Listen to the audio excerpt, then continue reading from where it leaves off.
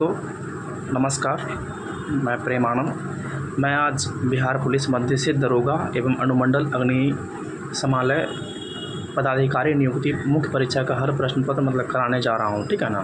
परीक्षा तिथि है 3/9/2023। ठीक है ना, प्रीवियस ईयर है। तो चलिए अब इसको करते हैं अच्छे से। ठीक है ना, ध्यान से सुनिएगा और बार बार इसको करिएगा तो चीज़ें सही होगा आपके साथ। ठीक है, अब आगे बढ़ते हैं। ओके,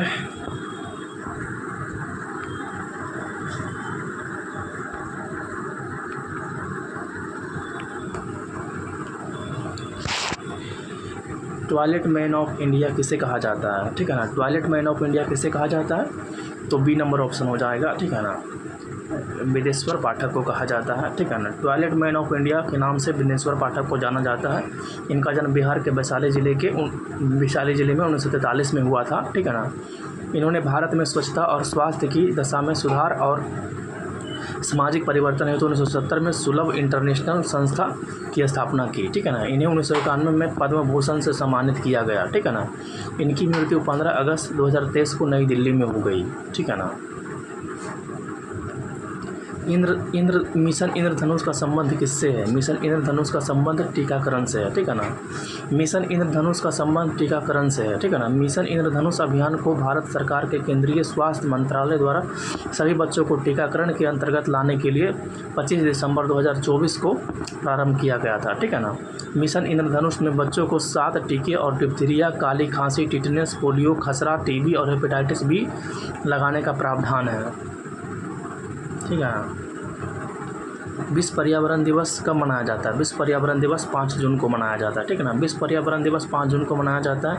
विश्व पर्यावरण दिवस UNEP की पहल है। ठीक है ना, जिसका निर्णय स्टॉकहोम सम्मेलन 1972 में लिया गया था। ठीक है ना, पहला विश्व पर्यावरण दिवस 1974 में मनाया गया था। ठीक है ना, संयुक्त राष्ट्र पर्यावरण कार्यक्रम UNEP का गठन संयुक्त राष्ट्र महासभा की स्वीडन स्टॉकहोम में मानव पर्यावरण पर हुई कॉन्फ्रेंस के परिणाम स्वरूप 5 जून 1972 को हुआ। UNEP का मुख्यालय नैरोबी, केनिया है। ठीक है ना, एमिशन गैप रिपोर्ट, वैश्विक पर्यावरण आउटलुक रिपोर्ट UNEP के द्वारा आता है। ठीक है ना, जारी होता है।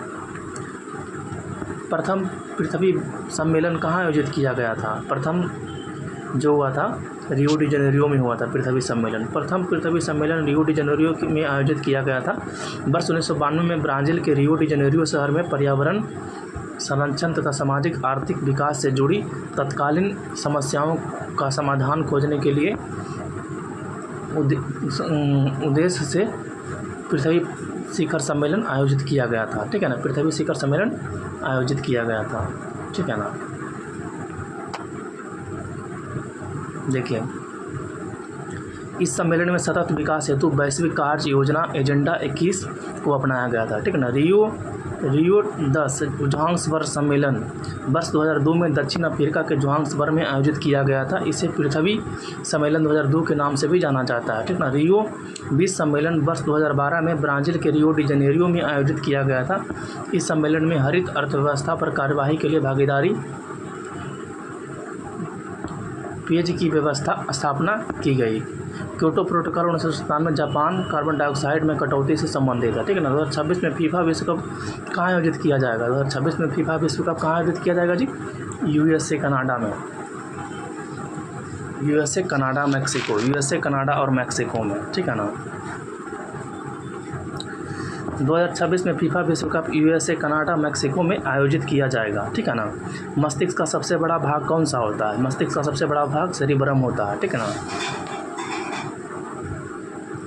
देखिए मस्तिष्क का सबसे बड़ा भाग सेरिब्रम है। मानव मस्तिष्क के 3 प्रमुख भागों में विभाजित किया गया है: अग्र मस्तिष्क, मध्य मस्तिष्क, पश्च मस्तिष्क। अग्र मस्तिष्क यह 2 भागों में बटा होता है। प्रमस्तिष्क सेरिब्रम, यह मस्तिष्क का सबसे बड़ा भाग है।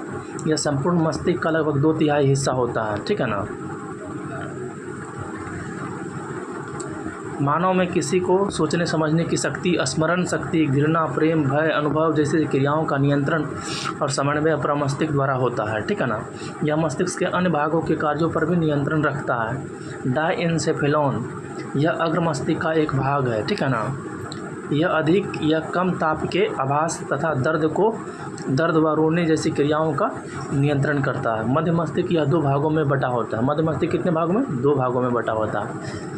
कार्पोरा क्वाड्रिजेमिना, ठीक है ना, ये दृष्टि एवं श्रवण शक्ति पर नियंत्रण का कार्य करता है। एक होता है सेरिब्रल पिंडल, ठीक है ना, यह तंतुओं का बंडल होता है जो सेरिब्रल कॉर्टेक्स को मस्तिष्क के अन्य भागों तथा मेरुरज्जु से जोड़ता है, ठीक है ना।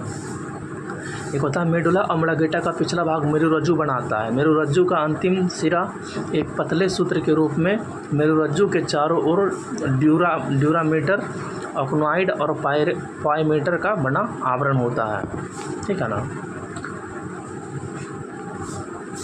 मेरुरज्जु प्रतिवर्ती क्रियाओं का नियंत्रण एवं समन्वय करती है तथा मस्तिष्क के आने जाने वाले उद्दीपनों का संवहन करती है। परिधीय तंत्रिका तंत्र मस्तिष्क एवं मेरुरज्जु से निकलने वाली तंत्रिकाओं का बना होता है, जिन्हें क्रमशः कपालीय तंत्रिकाएं एवं मेरुरज्जु तंत्रिकाएं कहते हैं। मनुष्य में 12 जोड़ी कपालीय तंत्रिकाएं एवं 31 जोड़ी मेरुरज्जु तंत्रिकाएं होती है। स्वायत्त तंत्रिका तंत्र कुछ मस्तिष्क और कुछ मेरुरज्जु तंत्रिकाएं का बना होता है। यह शरीर के सभी आंतरिक अंगों व रक्त वाहिनियों को तंत्रिकाओं को आपूर्ति करता है। स्वायत्त तंत्रिका तंत्र की अवधारणा को सर्वप्रथम लैंगली महोदय ने दिया था। स्वायत्त तंत्रिका के 2 भाग हैं, अनुकंपी और तंत्रिका तंत्र, अनुकंपी तंत्रिका तंत्र और परानुकंपी तंत्रिका तंत्र। अनुकंपी और परानुकंपी तंत्रिका तंत्र के क्रियाएं हमेशा एक दूसरे के विपरीत होती है। ये दोनों ही क्या होते हैं? हमेशा क्रियाशील रहते हैं, ठीक है ना। मंत्रिपरिषद का आकार होता है लोकसभा के 15% होता है, ठीक है ना। 15% होता है। लोकसभा का कितना परसेंट होता है? 15% होता है। मंत्रिपरिषद का आकार लोकसभा का 15% होता है, ठीक है ना। यह प्रावधान 91वां संविधान संशोधन 2003 में किया गया है, ठीक है ना। इसमें कहा गया है कि केंद्रीय मंत्रिपरिषद में प्रधानमंत्री समेत मंत्रियों का अधिकतम संख्या लोकसभा की कुल सदस्य संख्या के 15% से अधिक नहीं होगी, ठीक है ना। राज्यों में मुख्यमंत्री समेत मंत्रियों की अधिकतम संख्या विधानसभा की कुल सदस्य संख्या के 15% से अधिक नहीं होगी, ठीक है ना। राज्यों में मुख्यमंत्री समेत मंत्रियों की अधिकतम संख्या कुल सदस्य संख्या के 15% से अधिक नहीं होगी, किंतु राज्यों में मुख्यमंत्री समेत मंत्रियों की न्यूनतम संख्या 12 से कम नहीं होगी। 12 से कम नहीं होगी, 12 से कम नहीं और 15% से अधिक नहीं। DRDO द्वारा विकसित लक्ष्य क्या है? DRDO द्वारा विकसित लक्ष्य जो है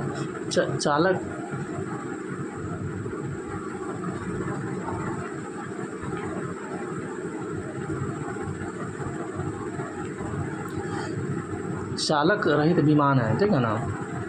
DRDO द्वारा विकसित लक्ष्य चालक रहित विमान है। लक्ष्य गैस टरबाइन द्वारा संचालित एक लागत प्रभावी पुनः उपयोग करने वाली उच्च सबसोनिक हवाई प्रणाली है। इसे DRDO के वैमानिकी विकास प्रतिष्ठान ADE द्वारा विकसित और हिंदुस्तान एरोनॉटिक्स लिमिटेड HAL द्वारा बनाया गया है, ठीक है ना। यह 1.5 किलोमीटर की लंबाई के 2 लक्ष्य को भेद सकता है। इसे भारतीय वायुसेना, भारतीय नौसेना, भारतीय थल सेना में क्रमशः 2000, 2001, 2003 में शामिल किया गया है। रक्षा अनुसंधान एवं विकास संगठन DRDO का गठन 1958 में किया गया था। इसका मुख्यालय नई दिल्ली में है, ठीक है ना। ठीक है, DRDO के अध्यक्ष समीर बी कामत हैं, ठीक है ना। समीर बी कामत हैं अभी अध्यक्ष।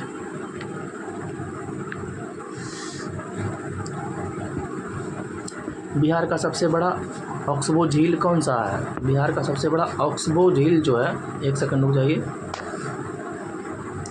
D नंबर ऑप्शन हो जाएगा। D नंबर ऑप्शन हो जाएगा, ठीक है ना। D कांवर झील।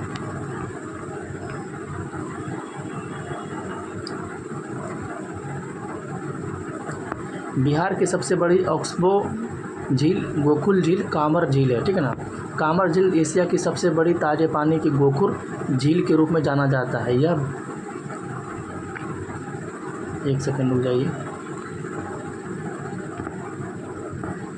यह बिहार के बेगूसराय जिले में स्थित है।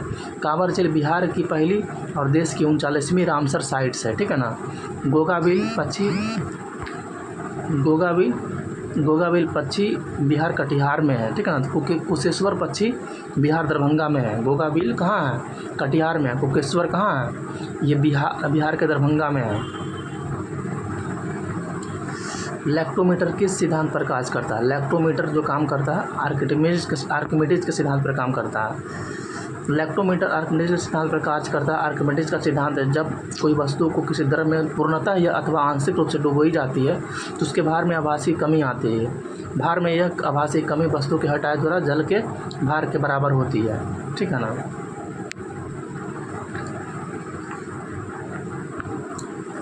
आर्किमिडीज का सिद्धांत के बहुत से अनुप्रयोग हैं। यह जलयानों तथा पनडुब्बियों के डिजाइन बनाने में काम करता है। दुग्धमापी लैक्टोमीटर जो दूध के किसी नमूने की शुद्धता की जांच करने के लिए, ठीक है ना। हाइड्रोमीटर आर्किमिडीज के सिद्धांत पर ही आधारित है, ठीक है ना। रक्षा पेटी लाइफ बेल्ट पनडुब्बी के आर्किमिडीज सिद्धांत पर कार्य करता है, लाइफ बेल्ट भी, ठीक है ना। निम्नलिखित में से किस राज्य में होकर कर्क रेखा गुजरती है? तो सी नंबर से मध्य प्रदेश से होकर गुजरती है। कर्क रेखा मध्य प्रदेश से होकर गुजरती है। भूमध्य रेखा के 23.5 डिग्री को अक्षांश को कर्क रेखा कहते हैं, या विषुवत रेखा के दक्षिण में 23.5 डिग्री अक्षांश को मकर रेखा कहते हैं। कर्क रेखा भारत के 8 राज्यों से होकर गुजरते हैं। गुजरात, राजस्थान, मध्य प्रदेश, छत्तीसगढ़, झारखंड, पश्चिम बंगाल, त्रिपुरा, मिजोरम से होकर गुजरती है, ठीक है ना। भारत में माही नदी कर्क रेखा को कितना बार? 2 बार काटती है। भारत में माही नदी कर्क रेखा को 2 बार काटती है। बूढ़ी गंडक किसकी सहायक नदी है? बूढ़ी गंडक गंगा की सहायक नदी है। बूढ़ी गंडक गंगा की सहायक नदी है। बूढ़ी गंडक सोमेश्वर श्रेणी के पश्चिमी भाग से निकलकर पश्चिमी चंपारण, पूर्वी चंपारण, मुजफ्फरपुर, समस्तीपुर, बेगूसराय, खगड़िया जिलों में बहते हुए अंत में मुंगेर में गंगा में मिल जाती है। इसकी सहायक नदियाँ मसान, बालोर, तियूर, घनौती आदि है। गंगा की प्रमुख सहायक नदियाँ उत्तर दिशा में बाएं ओर, ठीक है ना। रामगंगा, गोमती, घाघरा, गंडक, बूढ़ी गंडक, कोसी, महानंदा आदि। दक्षिण दाएं तरफ से कौन सा है? टोंस, यमुना, कारमनासा, सोन, पुनपुन, क्यूल, ये सब क्या है?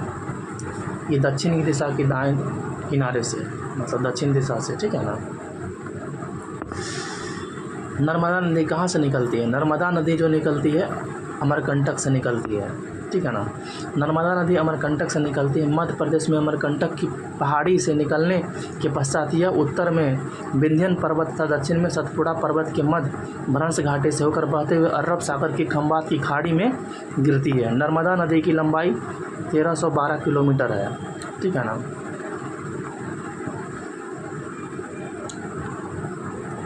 यह जबलपुर के पास भेड़ा घाट की संगमरमर शैलों को काटकर धुआंधार जलप्रपात का निर्माण करती है। और सांग नर्मदा में दाएं तट से मिलने वाली एक प्रमुख नदी है, ठीक है ना। नर्मदा नदी अपने मुहाने पर ऐश्वरी ज्वार नदमुख बनाती है तथा बंजर, शेर आदि इसकी अन्य सहायक नदियाँ हैं। सरदार सरोवर बांध नर्मदा नदी पर स्थित है। बंगाल की दीवानी अधिकार अंग्रेज को मिली।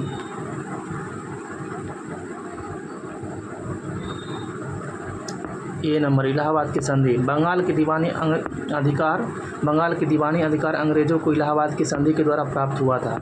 इलाहाबाद की प्रथम संधि 12 अगस्त 1765 को मुगल सम्राट शाह आलम द्वितीय तथा अंग्रेज गवर्नर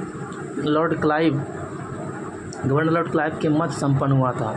इस संधि के तहत कंपनी को मुगल सम्राट से बंगाल, बिहार एवं उड़ीसा की दीवानी प्राप्त हुई। इसके बदले कंपनी ने मुगल सम्राट को 26 लाख रुपये की वार्षिक पेंशन देना स्वीकार किया, ठीक है ना।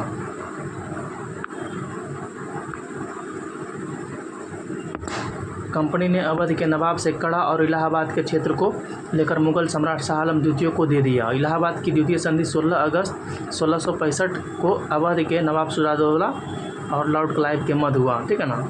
चुनाव आयोग का उल्लेख किस अनुच्छेद में है? चुनाव आयोग का अनुच्छेद 324 में है, ठीक है ना। चुनाव आयोग का उल्लेख 324 में है। संविधान के भाग 15 में अनुच्छेद 324 से 329 तक चुनाव आयोग का उल्लेख है, ठीक है ना। संविधान के अनुच्छेद 324 के अनुसार संसद, राज्य विधानसभा, राष्ट्रपति व उपराष्ट्रपति के पदों के निर्वाचन के लिए संचालन, निर्देशन और नियंत्रण की जिम्मेदारी चुनाव आयोग की है।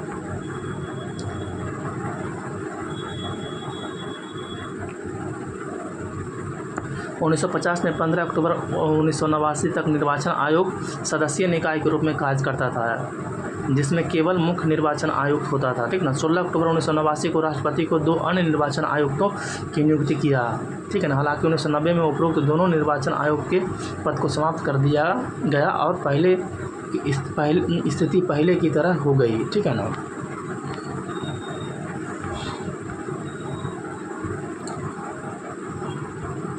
एक बार फिर अक्टूबर 1993 में 2 निर्वाचन आयुक्तों की नियुक्ति किया गया। इसके बाद से अब तक आयोग बहुसदस्यीय संस्था के तौर पर काम कर रहा है, जिसमें एक मुख्य निर्वाचन आयुक्त, 2 अन्य निर्वाचन आयुक्त होते हैं, ठीक है ना। मुख्य निर्वाचन आयुक्त व 2 अन्य निर्वाचन आयुक्तों के पास समान शक्तियाँ होती है तथा उनके वेतन भत्ते व दूसरे लाभ भी एक समान होते हैं, जो सर्वोच्च न्यायालय के न्यायाधीश के समान होते हैं, ठीक है ना। जब मुख्य निर्वाचन आयुक्त 2 अन्य निर्वाचन आयुक्तों के बीच विचार में मतभेद होता है तो आयोग बहुमत के आधार पर निर्णय करता है, ठीक है ना। मुख्य निर्वाचन आयुक्त व 2 अन्य निर्वाचन आयुक्तों का कार्यकाल 6 वर्ष, 65 वर्ष आयु जो पहले हो तब तक का होता है, ठीक है ना। भारत के प्रथम मुख्य चुनाव आयुक्त 21 मार्च 1950 को से 19 दिसंबर 1958 सुकुमार सेन, ठीक है ना। प्रथम चुनाव आयुक्त सुकुमार सेन थे।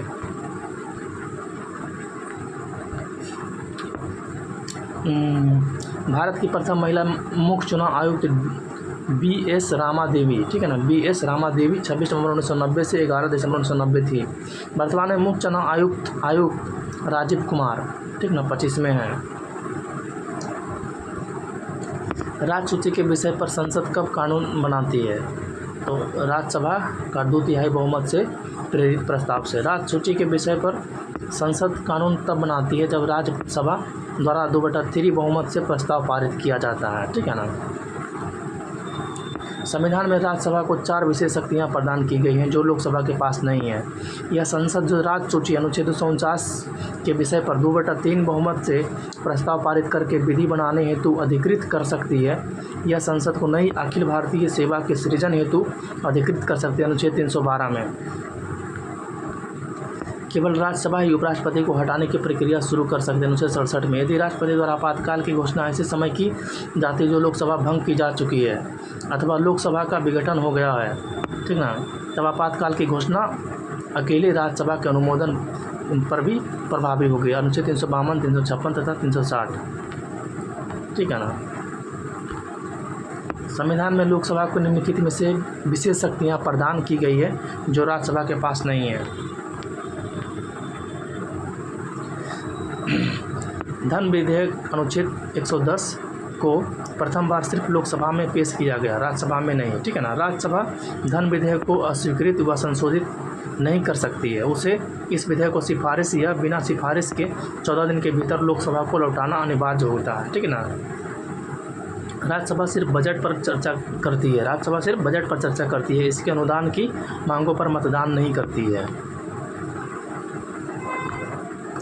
राष्ट्रीय आपातकाल समाप्त करने का संकल्प लोकसभा ही पारित करती है। राज्यसभा अविश्वास प्रस्ताव पारित कर मंत्रिपरिषद को नहीं हटा सकती है क्योंकि मंत्रिपरिषद सामूहिक उत्तरदायित्व लोकसभा के प्रति है।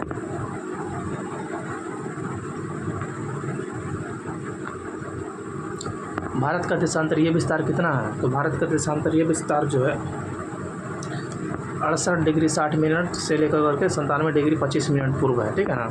भारत का देशांतरीय विस्तार 68 डिग्री 60 मिनट से पूर्वी देशांतर से 97 डिग्री 25 मिनट पूर्वी देशांतर तक विस्तृत है। भारत की पूरी तरह से उत्तर पूर्वी गोलार्ध में स्थित है। यह 8 डिग्री 4 मिनट उत्तरी अक्षांश से 37 डिग्री 6 मिनट उत्तरी अक्षांश के बीच विस्तृत है।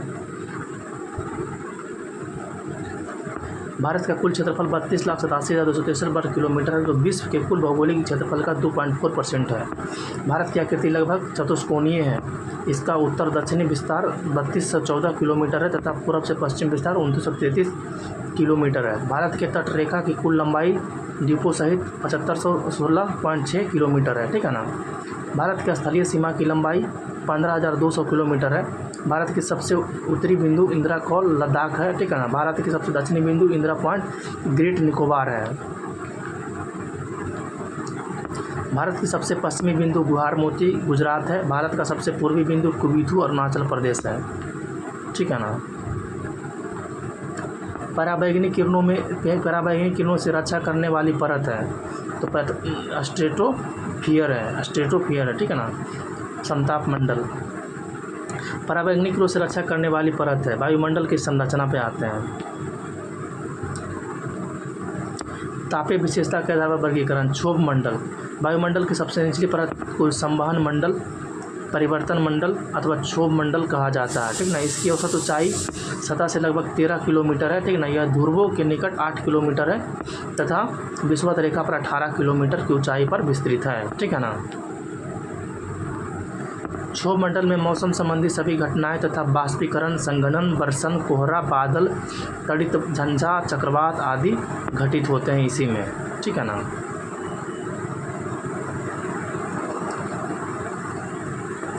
इसमें प्रति 165 मीटर की ऊंचाई पर वायुमंडल का तापमान 1 डिग्री सेल्सियस की दर से घटता जाता है। क्षोभ मंडल समताप मंडल से ट्रोपोपॉज द्वारा अलग होता है। ट्रोपोपॉज द्वारा क्या होता है? ट्रोपोपॉज द्वारा अलग होता है, ठीक है ना। देखिए ये ट्रोपोपॉज है, समताप मंडल क्षोभ मंडल के बीच में ट्रोपोपॉज होता है, ठीक है ना। फिर मध्य मंडल और समताप मंडल के बीच में स्ट्रेटोपॉज होता है, ठीक है ना। फिर आयन मंडल और मध्य मंडल के बीच में कौन सा होता है? मेसोपॉज होता है। विधि आई है, इसको याद कर लीजिएगा। समताप मंडल धरातल में इसकी ऊंचाई 50 किलोमीटर है, ठीक है ना। धरातल से इसकी ऊंचाई 50 किलोमीटर है। इस मंडल में किसी भी प्रकार की मौसमी परिघटनाएं नहीं होती है। इन्हीं दशाओं के कारण वायुयान उड़ाने के लिए समताप मंडल की निचली सीमा आदर्श मानी जाती है। समताप मंडल में ओजोन परत स्थित है, 15 से 35 किलोमीटर तक विस्तृत है। इस ओजोन परत द्वारा सौर्य पराबैंगनी किरण तरंगों का अवशोषण होता है, ठीक है ना। समताप मंडल मध्य मंडल से स्ट्रेटोपॉज द्वारा अलग होती है। मध्य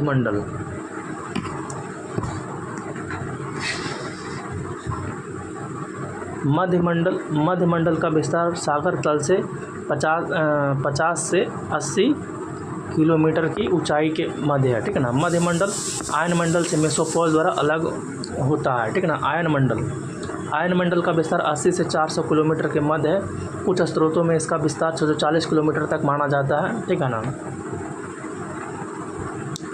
आयन मंडल में अर्थात विद्युत आवेशित कणों की प्रधानता है, इसलिए आयन मंडल रेडियो तरंगों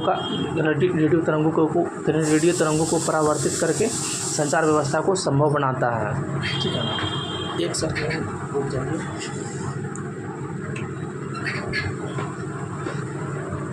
ठीक है, आगे बढ़ते हैं।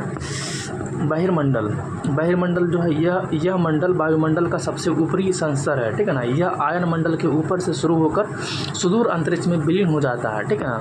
ऑरोरा ऑस्ट्रेलिस और ऑरोरा बोरियोलिस जैसी परिघटनाएं जो होती है, ठीक है ना, आयन मंडल में घटित होती है, जो एक प्रकार के सौरिक तूफान से निष्कासित इलेक्ट्रॉन तरंगे हैं, ठीक है ना। सीता माता की जयंती कब मनाई जाती है? बी नंबर ऑप्शन, वैशाख माह के शुक्ल पक्ष की नवमी को, ठीक है ना। वैशाख माह के शुक्ल पक्ष के नवमी को, ठीक है ना। सीता माता की जयंती वैशाख माह के शुक्ल पक्ष की नवमी को मनाई जाती है। हिंदू कैलेंडर के अनुसार सभी महीनों के नाम चैत्र, वैशाख, जेठ, आषाढ़, सावन, भादो, आश्विन, कार्तिक, माघ, पौष, माघ, फाल्गुन। चैत्र माह से हिंदू नव वर्ष की शुरुआत होती है। चैत्र माह से हिंदू मतलब का माह स्टार्ट होता है। सर्वाधिक ऊंचाई पर स्थित बादल क्या कहलाता है? सर्वाधिक ऊंचाई पर स्थित बादल पच्छाप बादल कहलाता है, ठीक है। सर्वाधिक ऊंचाई पर स्थित बादल पच्छाप बादल कहलाता है। बादलों का वर्गीकरण। औसत ऊंचाई के आधार पर बादलों को 3 मुख्य वर्गों तथा 10 उपवर्गों में बांटा जाता है, ठीक है ना। उच्च बादल ऊंचाई 6000 से 20000 मीटर, ठीक है ना। पश्चात बादल ये आसमान में सबसे अधिक ऊंचाई पर सफ़ेद रेशम की भांति कोमल व बिखरे बादल होते हैं। ये हिमकणों से बने होते हैं, इसलिए इनमें वर्षा नहीं होती है। चक्रवात के आगमन के क्रम में सबसे पहले यही मेघ दिखाई पड़ते हैं, इसलिए ये मेघ चक्रवात के आगमन के सूचक होते हैं, ठीक है ना। पचाव स्तरीय बादल ये बृहद क्षेत्र में दूधिया चादर की भांति फैले रहते हैं। इनके आगमन पर सूर्य चंद्रमा के चारों ओर प्रभामंडल हैलो बन जाते हैं। चक्रवात के आगमन के क्रम में पचाव मेघों का तत्काल बाद यही बादल दिखाई पड़ते हैं, ठीक है ना। पचाव कपासी बादल ये सफ़ेद रंग के छोटे छोटे गोलों की भांति दिखाई पड़ते हैं तथा प्रायः समूह में यह लहरनुमा रूप में दिखाई पड़ते हैं। मध्य बादल ऊंचाई 2500 से 6000 मीटर, ठीक है ना। उच्च स्तरीय बादल यह भूरे अथवा नीले रंग के लगातार चादर की भांति फैले छोटे स्तरों वाले बादल होते हैं। इनके छाए रहने से सूर्य का प्रकाश धुंधला व अस्पष्ट दिखाई देता है। इनसे विस्तृत क्षेत्रों पर लगातार वर्षा होती है। उच्च कपासी बादल जो होते हैं ये सफ़ेद एवं भूरे रंग के पतले गोलाकार धब्बों की तरह दिखाई देते हैं। संपूर्ण आकाश में यह महीन चादर के रूप में बिखरे होते हैं, ठीक है ना। निम्न बादल पे आते हैं। निम्न बादल स्तरीय बादल यह धरातल के निकट कोहरे के समान बादल हैं। इनमें कई परतें पाई जाती हैं। सामान्यतः ये आकाश में पूरी तरह छाए रहते हैं, ठीक है ना। शीतोष्ण कटिबंधीय क्षेत्र में शीत ऋतु में 2 विपरीत स्वभाव वाली वायुराशियों के मिलने से प्रायः इसका निर्माण होता है, ठीक है ना। एक होता है स्तरीय कपास बादल, ठीक है ना। ये हल्के भूरे और सफ़ेद रंग के गोलाकार धब्बों के रूप में मिलते हैं तथा ये जाड़े के मौसम में प्रायः संपूर्ण आसमान को ढक लेते हैं। ये सामान्यतः साफ मौसम के सूचक हैं, ठीक है ना। कपासी बादल इसका आकार गुंबदाकार तथा फूलगोभी की भांति होता है। इसका आधार क्षेत्र समतल पाया जाता है। ये प्रायः साफ मौसम को सूचना देता है, ठीक है ना। कपासी वर्षा बादल, ठीक है ना। ये अत्यधिक गहरे काले सघन बादल हैं। ये नीचे से ऊपर की ओर विशाल मीनार की भांति उठे रहते हैं 7500 मीटर।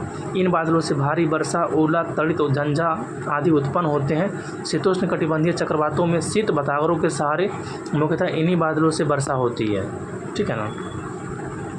वर्षा स्तरीय बादल ये धरातल से कम ऊंचाई पर स्थित घने काले और विस्तृत बादल हैं। ये बादल वायुमंडल में आर्द्रता को बढ़ा देते हैं, जिसके परिणाम स्वरूप शीघ्र वर्षा होने लगती है। शीतोष्ण कटिबंधीय चक्रवातों में उष्ण बतावरों के सहारे इन्हीं बादलों में वर्षा होती है, ठीक है ना। किस ग्रह को नीला ग्रह के नाम से जाना जाता है? नीला ग्रह कहते हैं नेपच्यून को। वरुण को नीला ग्रह कहा जाता है। वरुण ग्रह पर मौजूद मीथेन गैस लाल प्रकाश के अवशोषण के कारण वरुण को नीला ग्रह कहा जाता है, ठीक है ना। यह सौरमंडल का सर्वाधिक ठंडा ग्रह है, ठीक है ना। इसका वायुमंडल अति घना है। इसमें हाइड्रोजन, हीलियम, मीथेन और अमोनिया विद्यमान है, ठीक ना। इनके प्रमुख उपग्रह जो हैं ट्रिटोन और नेरिड है, ठीक है ना। ट्रिटोन और क्या है? ट्रिटोन और नेरिड है, ठीक है ना। शुक्र सांझ का तारा, भोर का तारा तथा पृथ्वी की जुड़वा बहन कहा जाता है, ठीक है ना। पृथ्वी को जल की उपस्थिति के कारण नीला ग्रह कहते हैं। मंगल की सतह पर लाल फेरस ऑक्साइड की उपस्थिति के कारण, ठीक है ना, होने के कारण क्या होता है? लाल ग्रह कहते हैं। शनि सैटर्न को गैसों का गोला और गैलेक्सी समान ग्रह कहते हैं, ठीक है ना। गैलेक्सी समान ग्रह कहा जाता है। अरुण को लेटा हुआ ग्रह या हरा ग्रह भी कहते हैं। अरुण को लेटा हुआ ग्रह और हरा ग्रह भी कहते हैं, ठीक है ना। किसने गति के नियमों को प्रतिपादन किया था? गति के नियम को न्यूटन ने प्रतिपादन किया था। गति के नियमों का प्रतिपादन आइजैक न्यूटन भौतिक के पिता ने किया था, ठीक है ना। आइजैक न्यूटन ने 1684 ईस्वी में अपनी पुस्तक द प्रिंसिपिया मैथमेटिक में गति के नियमों का प्रतिपादित किया। इन्होंने गति के 3 नियमों को प्रतिपादित किया जो निम्न है, ठीक है ना। प्रथम नियम, कोई वस्तु विराम की अवस्था में हो तो वह विराम की अवस्था में ही रहेगी। यदि एक समान गति से किसी सीधी रेखा में चल रही हो तो वैसे चलती ही रहेगी जब तक कि उस पर कोई बाहरी बल लगाकर उसकी अवस्था में परिवर्तन ना किया जाए। वस्तुओं की प्रारंभिक अवस्था में स्वतः परिवर्तन नहीं होने की प्रवृत्ति को जड़त्व कहते हैं, इसलिए न्यूटन के प्रथम नियम को जड़त्व का नियम भी कहते हैं, ठीक है ना। किसी भी वस्तु को जड़त्व उसका वह प्राकृतिक गुण है जो उसकी विराम या गति की अवस्था में परिवर्तन का विरोध करता है। इस प्रकार किसी वस्तु का द्रव्यमान उसके जड़त्व की माप है, ठीक है ना। उदाहरण के लिए देखिए, पेड़ की टहनियों को हिलाने से उसकी फल टूटकर नीचे गिर पड़ते हैं, ठीक है ना। किसका पहला नियम है, ठीक है ना। कंबल को हाथ से पकड़कर डंडे से पीटने पर धूल के कण गठड़कर गिर जाते हैं, पहला नियम के न्यूटन का पहला नियम है।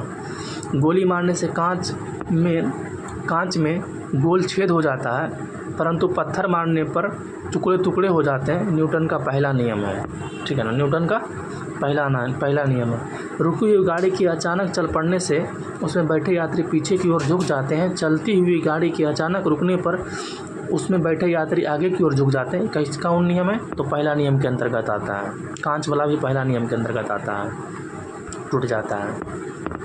किसी वस्तु पर आरोपित बल, ठीक है ना। द्वितीय नियम क्या कहता है, देखिए, किसी वस्तु पर आरोपित बल उस वस्तु के द्रव्यमान तथा बल की दिशा में उत्पन्न त्वरण के गुणनफल के बराबर होता है, ठीक है ना। गति के द्वितीय नियम से बल व्यंजक मतलब प्राप्त होता है, यह बराबर नियम में, ठीक है ना। वस्तु के संवेग में परिवर्तन की दर उस पर आरोपित बल के अनुक्रमानुपाती होता है तथा संवेग परिवर्तन आरोपित बल की दिशा में होता है, ठीक है ना। जैसे उदाहरण देख लीजिए, इसको रट लीजिए, ठीक है ना।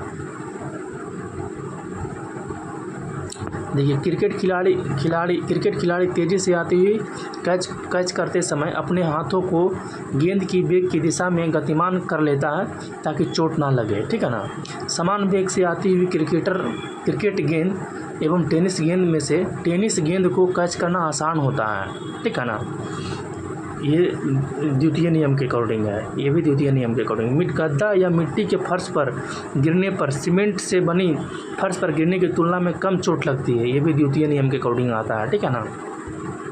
गाड़ियों में स्प्रिंग और शॉक एब्जॉर्बर लगाए जाते हैं ताकि झटका कम लगे, द्वितीय नियम के अंतर्गत आता है, ठीक है ना।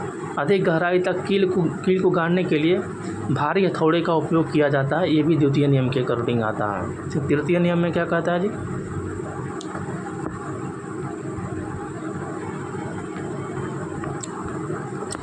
इस नियम के अनुसार प्रत्येक क्रिया के बराबर विपरीत प्रतिक्रिया होती है। जब एक वस्तु दूसरी वस्तु पर बल लगाती है तब दूसरी वस्तु भी पहली वस्तु पर तात्क्षणिक बल लगाया जाता है। ये दोनों बल परिणाम में सदैव समान लेकिन दिशा में विपरीत होते हैं। इस नियम को क्रिया प्रतिक्रिया का नियम भी कहते हैं, ठीक है ना। अब जैसे मान लिया, इसका एग्जाम्पल क्या है, देखिए, बंदूक से गोली छोड़ते समय पीछे की ओर झटका लगना, नाव के किनारे पर से जमीन पर कूदने पर नाव का पीछे हटना, ऊंचाई से कूदने पर चोट लगना, रॉकेट का आगे बढ़ना, कुआं से पानी खींचते समय रस्सी टूट जाने पर व्यक्ति को पीछे गिर जाना, नाव खींचने के लिए बांस को पीछे खींचना, ये सब है कितना, कौन सा नियम है, न्यूटन का तीसरा नियम है, ठीक है ना। न्यूटन का तीसरा नियम है, ठीक है ना। ये सब न्यूटन का तीसरा नियम है, एक तो बार बार रट लीजिएगा। ऊंचाई से कूदने पर चोट लगना, रॉकेट आगे बढ़ना, कुआं से पानी खींचने पर मतलब पीछे को गिर जाना, नाव खेलने के लिए बांस को पीछे मतलब खींचता है, ठीक है ना। नाव खेलने के लिए बांस को पीछे धकेलता है, बंदूक की गोली छोड़ते समय पीछे मतलब कस के झटका लगता है, ये सब थर्ड लॉ है। देखिए, प्रकाश संश्लेषण में आवश्यक होता है, क्या क्या आवश्यक होता है, ऑक्सीजन होता है, नहीं, एक सेकंड रुक जाइए, प्रकाश संश्लेषण आवश्यक है, एक सेकंड रुक जाइए, 23,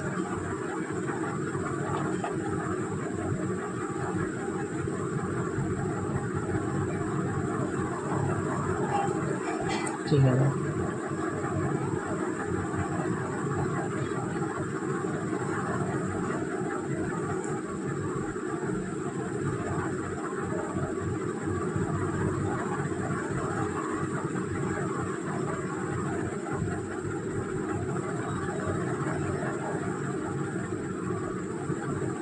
एक सेकंड रुक जाइए।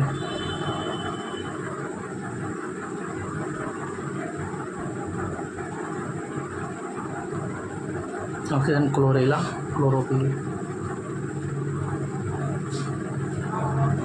क्लोरोफिल हो जाएगा, ठीक है ना, क्लोरोफिल हो जाएगा, ठीक है ना, क्लोरोफिल हो जाएगा। देखिए प्रकाश संश्लेषण, पौधे के हरे भाग सौर ऊर्जा को ग्रहण कर वायुमंडल से ली गई कार्बन डाइऑक्साइड तथा भूमि से अवशोषित जल के द्वारा कार्बोहाइड्रेट का निर्माण करते हैं। इस प्रक्रिया में ऑक्सीजन एवं जल सहायक उत्पाद के रूप में निष्कासित होते हैं, ठीक है ना। पौधे में होने वाली यह क्रिया हरित लवक और पर्णहरित की उपस्थिति में संपन्न होती है, ठीक है ना। पर्णहरित पे आते हैं। पर्णहरित वर्णक मुख्यतः हरित लवक नामक पादप कोशिकांग में पाया जाता है, ठीक है ना।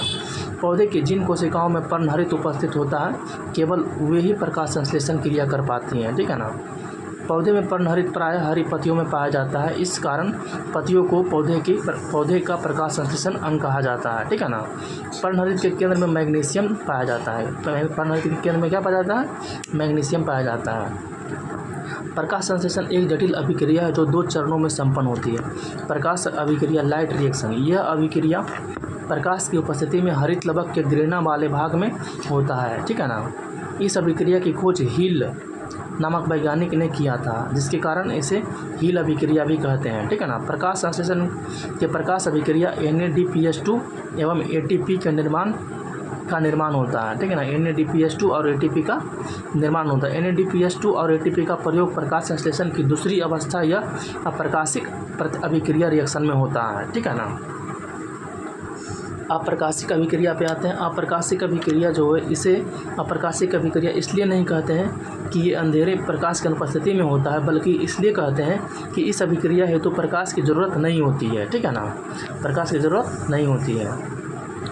यह अभिक्रिया हरित लवक के स्ट्रोमा वाले भाग में प्रकाश अभिक्रिया में बने NADPH2 निकोटिनोमाइड एडिनिन डाइनिसिलोराइड फॉस्फेट तथा ATP की सहायता से होता है, ठीक है ना, संपन्न होता है, ठीक है। NADPH2 और ATP, ठीक है ना, की सहायता से।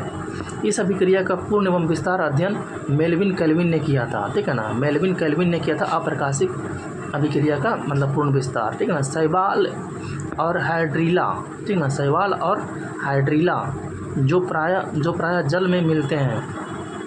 पूरा शरीर प्रकाश संश्लेषी होता है, ठीक है ना। पूरा शरीर क्या होता है? प्रकाश संश्लेषी होता है।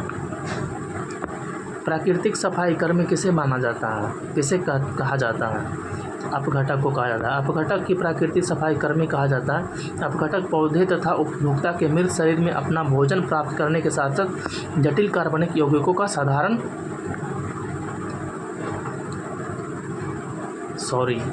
अच्छा पढ़ना नहीं आया, प्लीज़ सॉरी, पढ़ देते हैं, सुन लीजिएगा।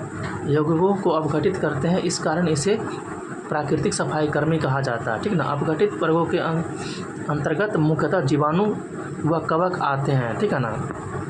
इसके अंतर्गत हरे पेड़ पौधे तथा कुछ खास जीवाणु जैसे एवं शैवाल आते हैं जो खुद के प्रकाश की उपस्थिति में सरल अजैविक पदार्थों में से अपना भोजन कर सकते हैं। ऐसे जीव पौधे स्वपोषी अथवा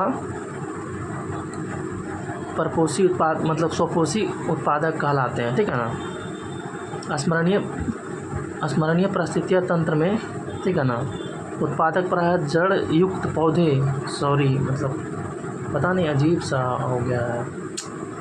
उपयुक्त पौधे साग हाइड्रोला, जबकि गहरे पौधे जड़ीय पारिस्थितिकी तंत्र में पादप प्लवक फाइटोलैक्टेंस नामक प्लवक पौधे प्रमुख उत्पादक होते हैं। उपभोक्ता, एकदम गजीब सा आ गया यार।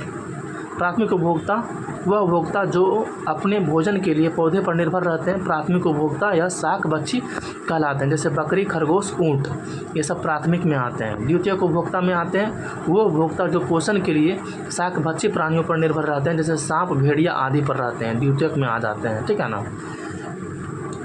तृतीयक उपभोक्ता उसको वो उपभोक्ता है जो प्राथमिक एवं द्वितीयक उपभोक्ता को अपना आहार बनाते हैं, जैसे बाज हो गया, शेर हो गया, बाघ हो गया।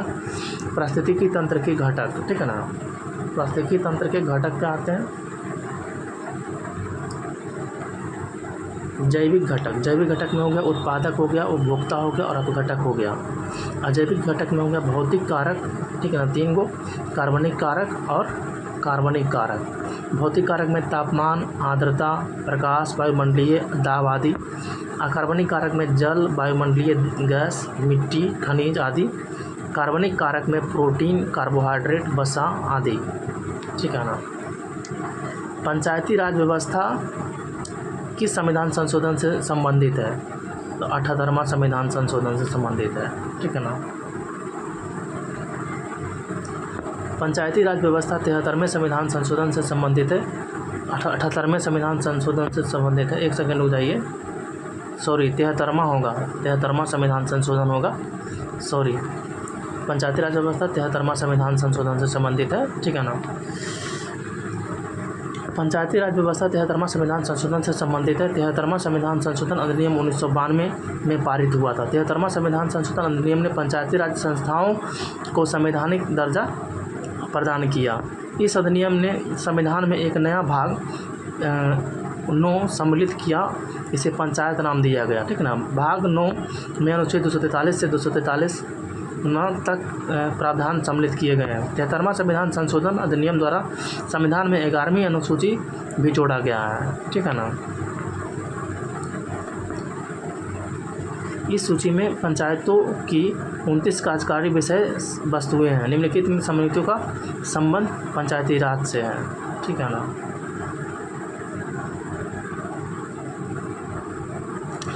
बलवंतराय मेहता समिति पंचायती राज से, अशोक मेहता समिति पंचायती राज से, जेवी के राव समिति पंचायती राज से, LM सिग्मी समिति पंचायती राज से, तुंगन समिति पंचायती राज से, गोडगिल समिति, ये सब पंचायती राज से है, ठीक है ना, पंचायती राज से है, ठीक है। उल्लेखनीय है कि पंचायती राज संस्थाओं के संवैधानिक के लिए सर्वप्रथम राजीव गांधी सरकार ने 1989 से 64वां संविधान संशोधन विधेयक लोकसभा में पेश किया था, हालांकि यह पारित नहीं हो सका था, ठीक है ना। 74वां संविधान संशोधन अधिनियम 1992 में पारित हुआ।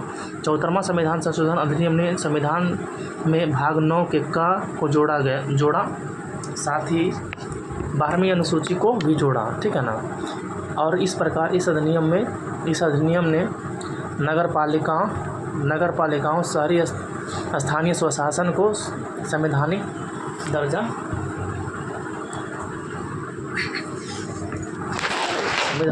प्रदान किया, ठीक है ना। 12वीं अनुसूची में नगर पालिकाओं का 18 कार्यकारी विषय वस्तु का उल्लेख है, ठीक है ना। निम्नलिखित समितियों एवं आयोगों का संबंध शहरी स्थानीय स्वशासन से है, ठीक है ना।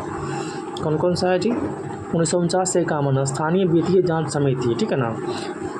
PK अध्यक्ष जो थे PK बट्टाल, जॉन मथाई, ठीक है ना। देखिए PK बट्टाल, जॉन मथाई दूसरे के हैं। 1953 से 54 में करारोपण जांच आयोग, जॉन मथाई। 1963 से 65 नगर निगम कर्मचारी के प्रशिक्षण पर गठित समिति, नदरुद्दीन अहमद, ठीक है ना। 1963 से 66 ग्रामीण नगरीय संबंध समिति, AP जैन। 1963 में स्थानीय नगर निकायों के वित्तीय संसाधनों के संवर्धन के लिए मंत्रियों की समिति, रफीक जकारिया। 1965 से 68 नगर निगम कर्मचारियों की कार्यदशाओं पर समिति, BS मूर्ति। 1974 में नगर प्रशासन में बजटीय सुधार पर समिति, गिरिजापति मुखर्जी, ठीक है ना। 1982 में स्थानीय नगर निकायों तथा नगर निगमों के गठन शक्तियों तथा कानूनों पर गठित अध्ययन दल, KN सहाय, ठीक है ना। 1985 से 1988 नगरीकरण पर राष्ट्रीय आयोग, CN कुरिया। उल्लेखनीय है कि 1989 में राजीव गांधी सरकार ने लोकसभा में 65वां संविधान संशोधन विधेयक पेश कर शहरी स्थानीय स्वशासन को संवैधानिक दर्जा प्रदान करने का प्रयास किया था। हालांकि विधेयक राज्यसभा में पारित नहीं हुआ और निरस्त हो गया, ठीक है ना। 44वें संविधान संशोधन द्वारा हटाया गया मौलिक अधिकार कौन सा है? संपत्ति का अधिकार, ठीक है ना, डी नंबर ऑप्शन रहेगा। 44वां संविधान संशोधन अधिनियम 1978 द्वारा संपत्ति के अधिकार को मौलिक अधिकार की श्रेणी से हटा दिया गया, ठीक है ना। वर्तमान में संपत्ति का अधिकार भाग 12 में अनुच्छेद 300 के तहत विधिक अधिकार है, ठीक है ना। 44वें संविधान संशोधन अधिनियम द्वारा संविधान में निम्न संशोधन किए गए, ठीक है ना। राष्ट्रपति को यह शक्ति दिया गया कि वह मंत्रिमंडल कैबिनेट की सलाह पर एक बार पुनर्विचार के लिए भेज सकता है। हालांकि पुनर्विचार के बाद कैबिनेट द्वारा दी गई सलाह राष्ट्रपति के लिए बाध्यकारी होगा, ठीक है ना। हालांकि पुनर्विचार के बाद कैबिनेट द्वारा दी गई सलाह राष्ट्रपति के लिए क्या होगा? बाध्यकारी होगा, ठीक है ना। अध्यादेश जारी करने में राष्ट्रपति, राज्यपाल एवं प्रशासक की संतुष्टि के उपबंध को समाप्त किया गया, ठीक है ना। राष्ट्रपति आपात के संदर्भ में आंतरिक अशांति शब्द के स्थान पर सशस्त्र विद्रोह शब्द रखा गया, ठीक है ना। राष्ट्रपति के लिए यह व्यवस्था बनाई गई कि वह केवल कैबिनेट की लिखित सिफारिशों पर ही आपातकाल घोषित कर सकता है, ठीक है ना। मूल अधिकारों की सूची से संपत्ति का अधिकार समाप्त किया गया और इसे केवल विधिक अधिकार बनाया गया, ठीक है ना। अनुच्छेद 20-21 द्वारा प्रदत्त मूल अधिकारों को राष्ट्रीय आपातकाल में भी निलंबित नहीं किया जा सकता इत्यादि, ठीक है ना। बर्फ़ क्या है? बर्फ़ क्या है? डी नंबर है, आणविक ठोस है, ठीक है ना। बर्फ़ आणविक ठोस है। दाब बढ़ने से बर्फ़ का गलनांक घटता है तथा आयतन बढ़ता है। बर्फ़ में अशुद्धि मिलाने पर गलनांक कम हो जाता है। बर्फ़ के गलन की गुप्त ऊष्मा का मान 80 कैलोरी प्रति ग्राम है, ठीक है ना। जब बर्फ़ समुद्र के पानी में तैरती है तो उसके आयतन 1/10 भाग पानी के ऊपर रहता है, ठीक है ना। बर्फ़ का घनत्व 0.9 ग्राम पर सेंटीमीटर क्यूब है, ठीक है ना।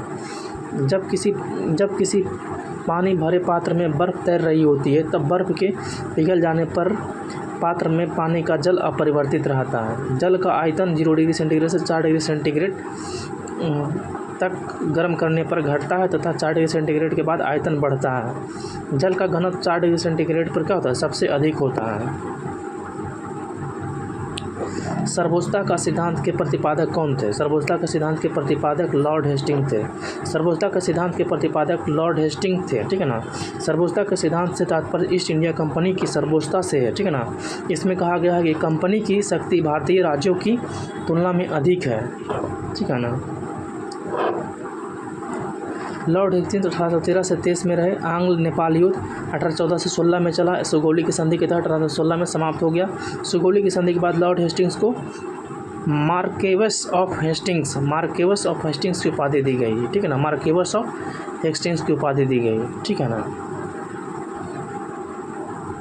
द्वितीय आंग्ल मराठा युद्ध 1817 से 19 तथा मराठा परिसंघ का कंपनी के साम्राज्य में विलय, ठीक है ना।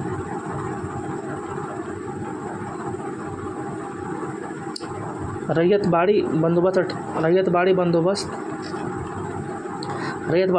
1820 में लागू मद्रास के गवर्नर टॉमस मुनरो द्वारा, ठीक है ना। महलबाड़ी व्यवस्था लागू 1822 में हॉल्ट मैकेजी द्वारा पंजाब में शुरुआत किया गया था महलबाड़ी, ठीक है ना। 1822 में टेनेंसी एक्ट या काश्तकारी अधिनियम लागू बंगाल में हुआ, ठीक है ना। बंगाल में हुआ, ठीक है। संविधान सभा का प्रथम अध्यक्ष कौन थे? संविधान सभा का प्रथम अध्यक्ष डॉक्टर सच्चिदानंद सिन्हा थे, ठीक है ना।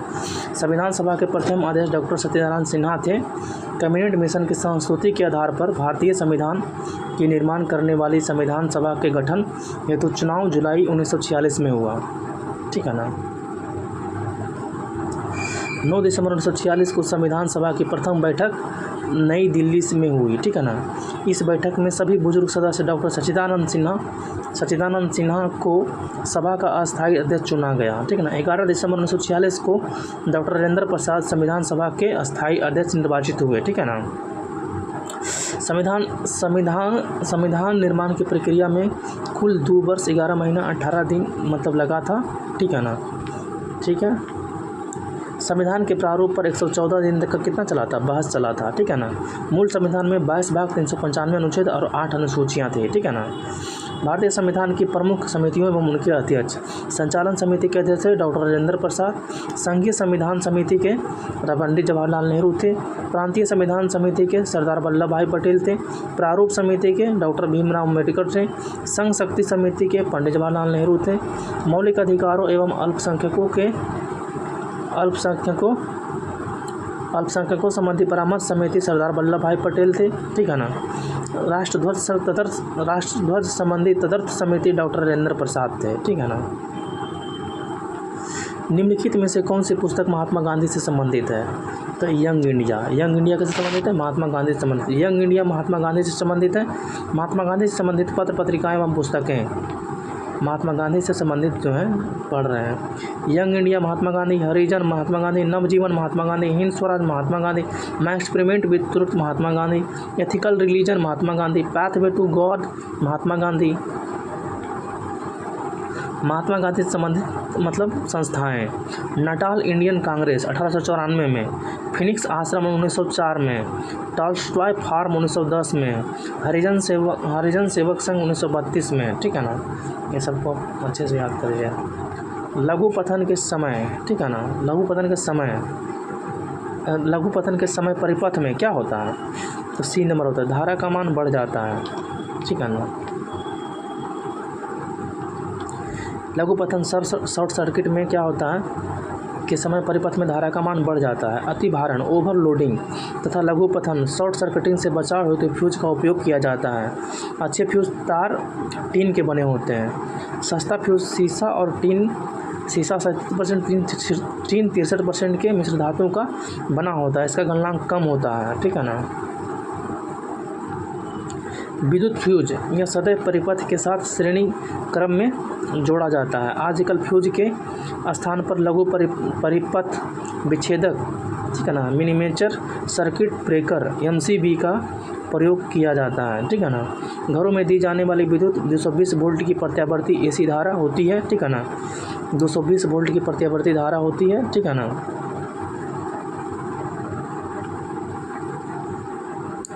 होती है जिसका आवृत्ति जो होता है 50 हर्ट्ज जो होता है, 50 हर्ट्ज जो होता है। ठीक है ना। 220 वोल्ट 50 हर्ट्ज। महाबलीपुरम का सप्त रथ मंदिर किसने बनवाया था? ठीक है ना, पल्लवों ने। महाबलीपुरम का सप्त रथ मंदिर बनाया था पल्लवों ने बनाया था। महाबलीपुरम का सप्त रथ मंदिर का निर्माण पल्लव शासक नरसिंह वर्मन प्रथम ने करवाया था। ठीक है ना। रथ मंदिरों में सबसे छोटा द्रौपदी रथ है जिसमें किसी प्रकार का अलंकरण नहीं मिलता है। ठीक है ना। पल्लव वंश का संस्थापक सिंह विष्णु था। इसकी राजधानी कांचीपुरम थी। किराता जुर्नियम के लेखक भारवी सिंह विष्णु के दरबार में रहते थे। ठीक है ना। मत विलास प्रहसन की रचना पल्लव शासक महेंद्र वर्मन प्रथम ने की थी। ठीक है ना। नरसिंह वर्मन द्वितीय ने कांची के कैलाशनाथ मंदिर का महाबलीपुरम के शोर मंदिर का निर्माण करवाया था। 10 कुमार चरित्र के लेखक दंडी नरसिंह वर्मन के दरबार में रहते थे। नोट: कांची के कैलाशनाथ मंदिर के निर्माण से द्रविड़ स्थापत्य कला की शुरुआत मानी जाती है। ठीक है ना। किस ऐप को RPF द्वारा प्रतिबंधित किया गया है? बी रियल मैंगो ऐप को RPF द्वारा प्रतिबंधित किया गया है। रियल मैंगो एक अवैध सॉफ्टवेयर है जिसका उपयोग रेलवे में आरक्षण की पुष्टि के लिए किया जाता था। ठीक है ना। रेलवे सुरक्षा बल RPF का गठन रेलवे सुरक्षा बल अधिनियम 1957 द्वारा 1959 में किया गया था। संसद में RPF अधिनियम 20 सितंबर 1985 को संशोधन कर RPF को संघ के एक सशस्त्र बल का दर्जा दिया। अतः हर साल 20 सितंबर को RPF का स्थापना दिवस के रूप में मनाया जाता है।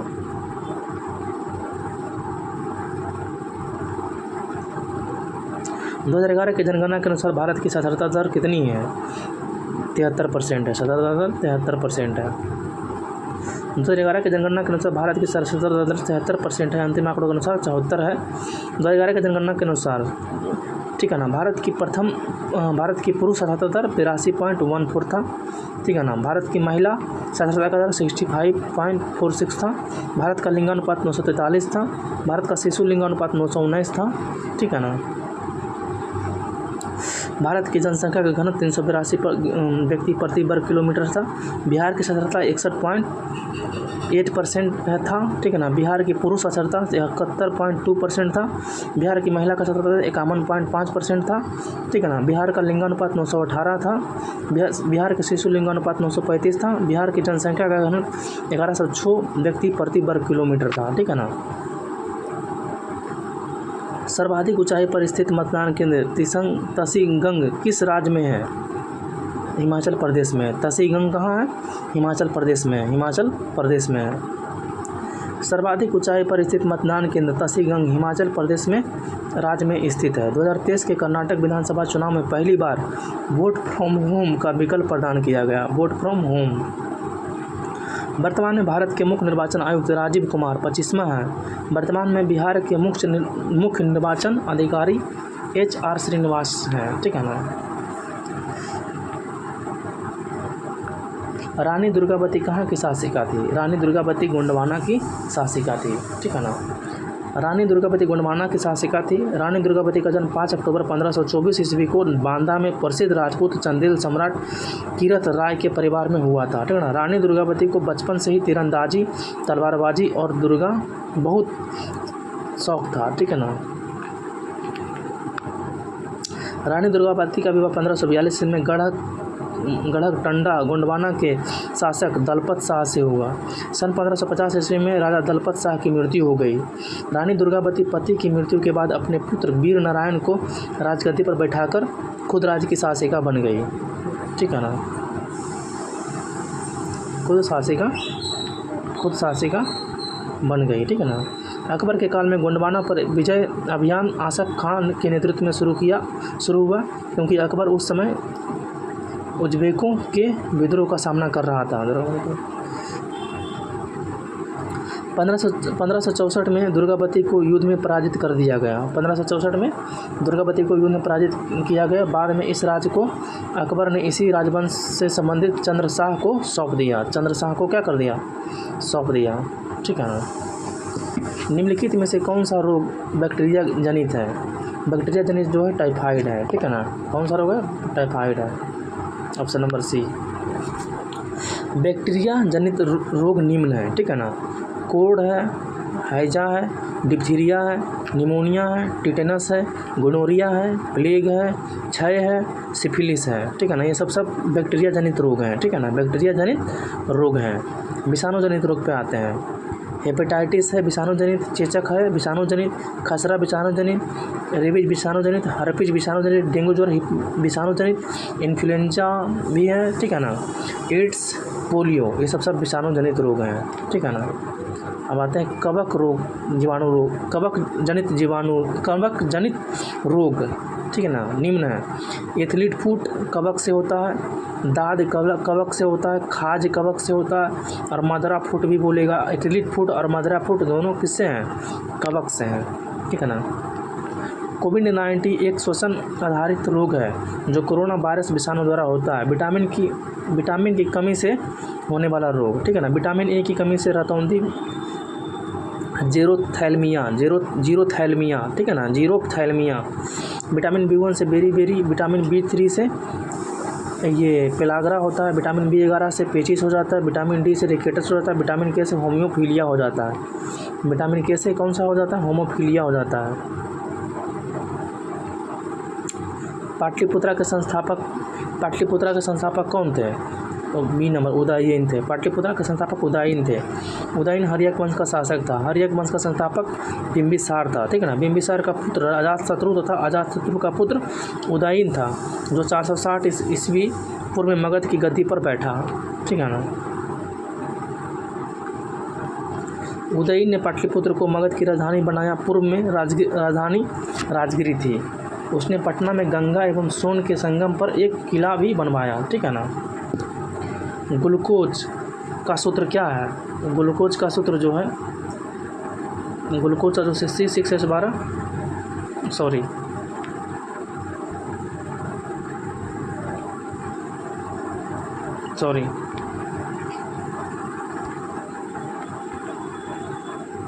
सही तो मार रहे थे। सी नंबर ऑप्शन हो जाएगा, ठीक है ना। देखिए, ग्लूकोज का O6 होता है। ग्लूकोज प्रकृति में मुक्त अथवा संयुक्त अवस्था में पाया जाता है। यह मीठे फलों तथा शहद में भी पाया जाता है। गन्ना, शक्कर, सुक्रोज से भी प्राप्त किया जा सकता है, ठीक है ना। सुक्रोज का अल्कोहल की उपस्थिति में तनु HCl और H2SO4 द्वारा जल अपघटन करने से ग्लूकोज प्राप्त होता है, ठीक है ना। इस अभिक्रिया से यह निष्कर्ष निकलता है कि ग्लूकोज के 6 कार्बन परमाणु सीधे श्रृंखला से जुड़े हैं, ठीक है ना। ग्लूकोज हर जीवित प्राणी के लिए ऊर्जा का प्रमुख स्रोत है। सूक्ष्म जीवों से लेकर बड़े स्तनधारी सभी जीव वायवीय एरोबिक रिस्पायरेशन, अवायवीय किण्वन, फर्मेंटेशन प्रक्रिया की ऊर्जा का प्राप्त किया जाता है। जीवों के लिए ग्लूकोज ऊर्जा का प्रमुख साधन है। मनुष्यों द्वारा खाए गए अन्न का प्रमुख हिस्सा कार्बोहाइड्रेट होता है।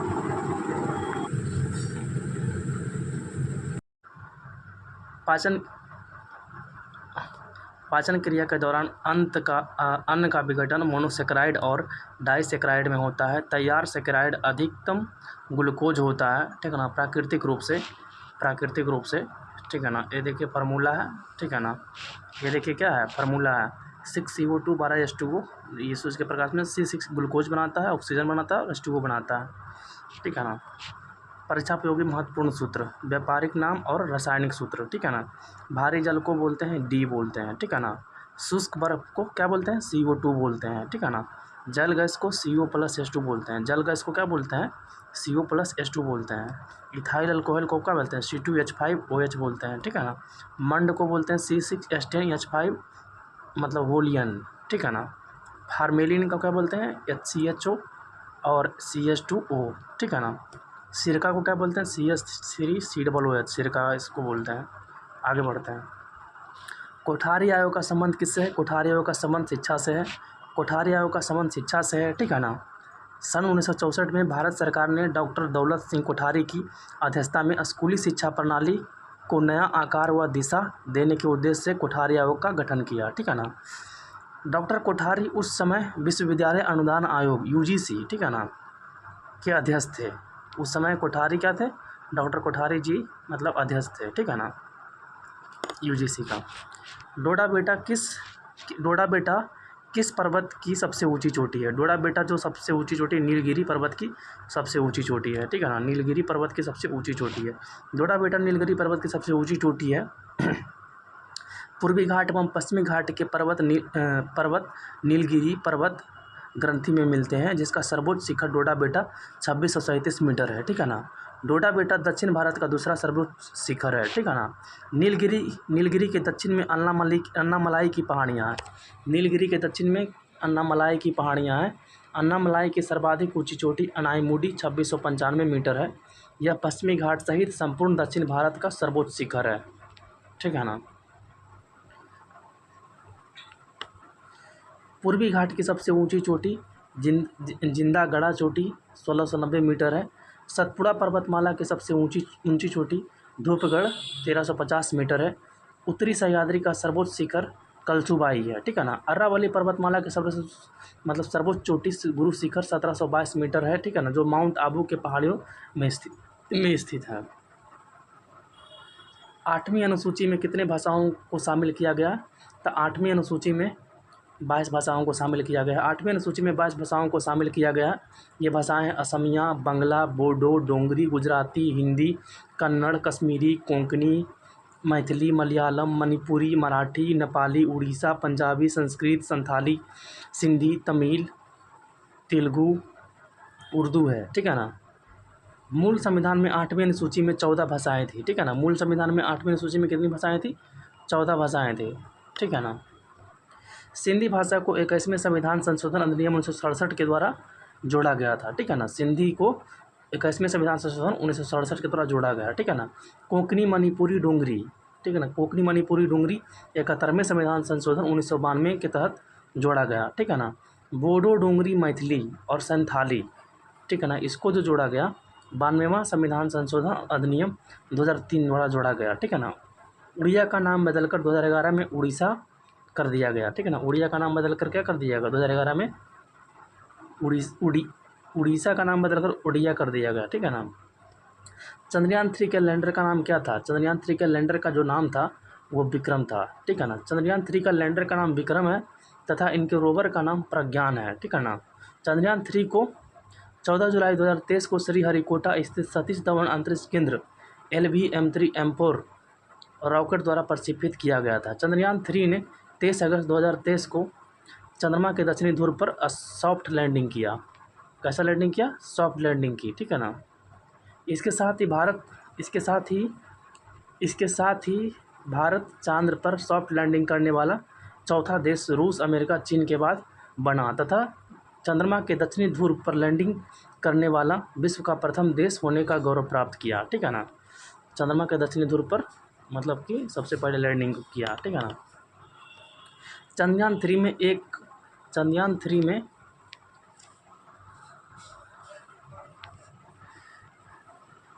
3 में एक स्वदेशी लैंडर मॉड्यूल, प्रोपल्शन मॉडल और एक रोवर शामिल है, ठीक है ना। 23 अगस्त को भारत सरकार ने राष्ट्रीय अंतरिक्ष दिवस के रूप में मनाने का घोषणा किया, ठीक है ना। राष्ट्रीय अंतरिक्ष दिवस कब मनाने का घोषित किया गया? 23 अगस्त को, ठीक है ना।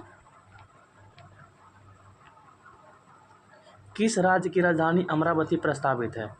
तो आंध्र प्रदेश की राजधानी अमरावती प्रस्तावित है। आंध्र प्रदेश की राजधानी अमरावती प्रस्तावित है। वर्तमान में आंध्र प्रदेश की राजधानी के रूप में विशाखापट्टनम भी प्रस्तावित है। तेलंगाना की राजधानी हैदराबाद है। तेलंगाना की राजधानी कहाँ है? हैदराबाद है, ठीक है ना। वर्तमान में आंध्र प्रदेश एवं तेलंगाना की राजधानी हैदराबाद है।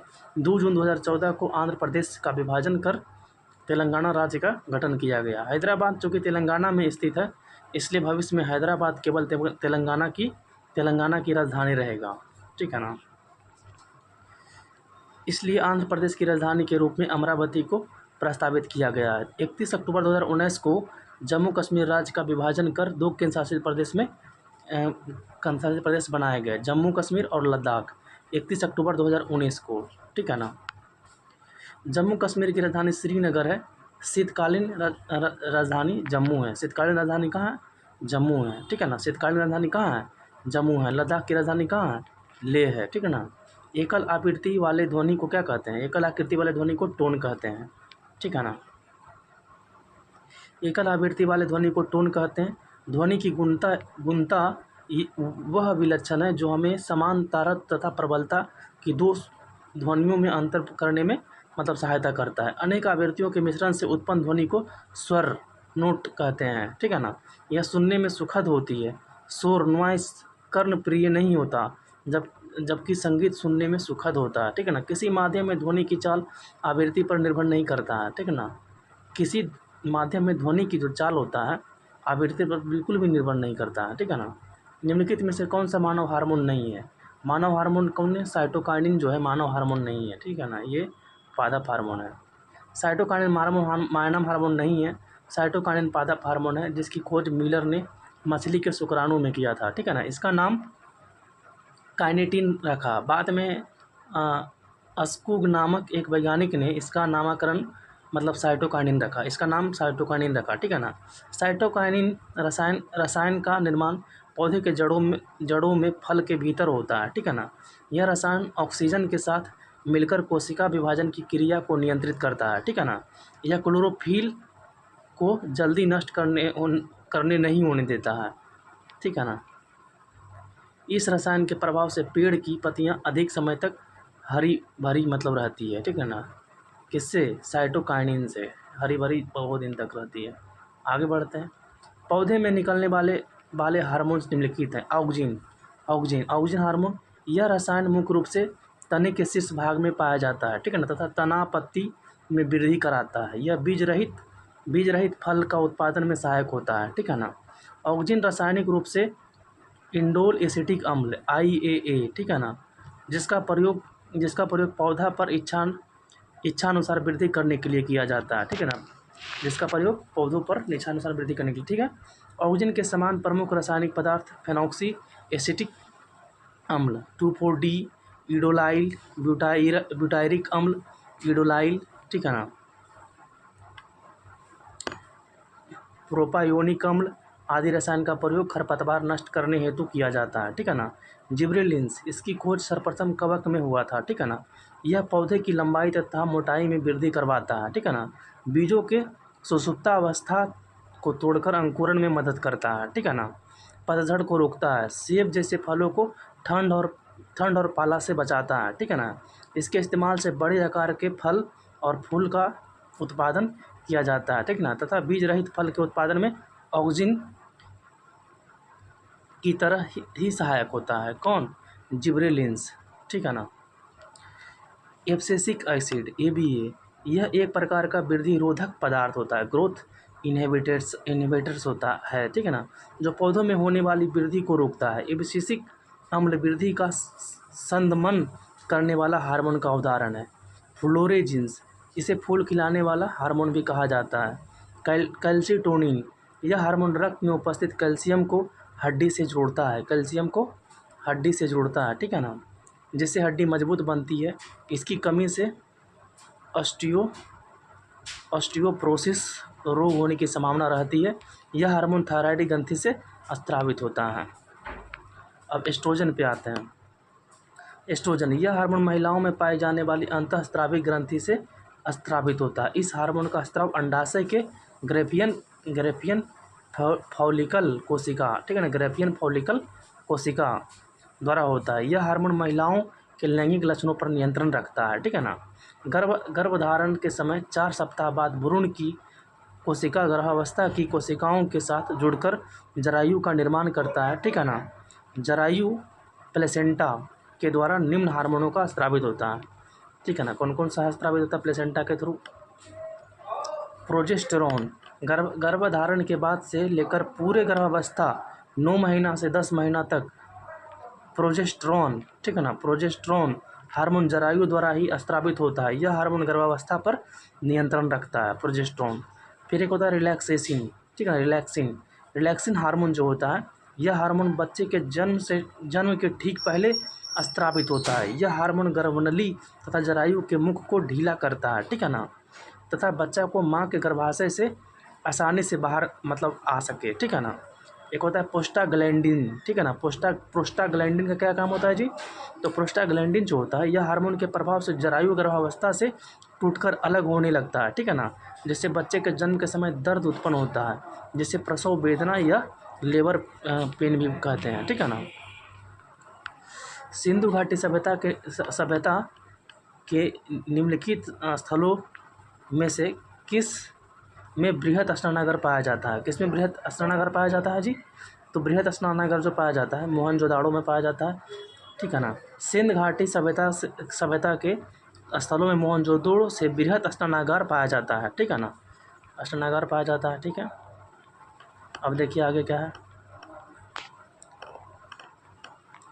देखिए कांस की नर्तकी की मूर्ति, सूती कपड़ा, मिट्टी का तराजू, मातृ देवी की पूजा, गले हुए तांबे के ढेर आदि को भी मोहनजोदाड़ो से पाया गया है, ठीक है ना। जुते हुए खेत के साज, आयताकार 7 अग्नि वेदिकाएँ, कांव व मिट्टी की चूड़ियाँ, प्रतीकात्मक समाधियाँ आदि कालीबंगा से पाया गया है, ठीक है ना।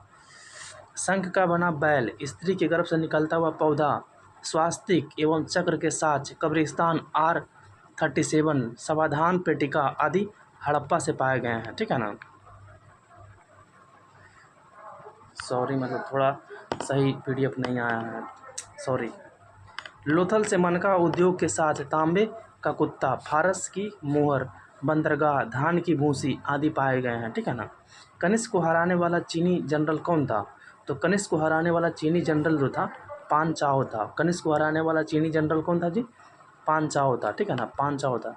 कनिष्क को हराने वाला चीनी जनरल पान चाओ था, ठीक है ना। कनिष्क का चीन के शासक पान चाओ से युद्ध हुआ था, ठीक है ना, जिसमें पहले कनिष्क की पराजय हुई, बाद में विजय, ठीक है ना। कनिष्क कुषाण वंश का महानतम शासक था, ठीक है ना। उसने 78 ईस्वी में अपना राज्यारोहण किया तथा उसके उपलक्ष्य में शक संवत चलाया, ठीक है ना।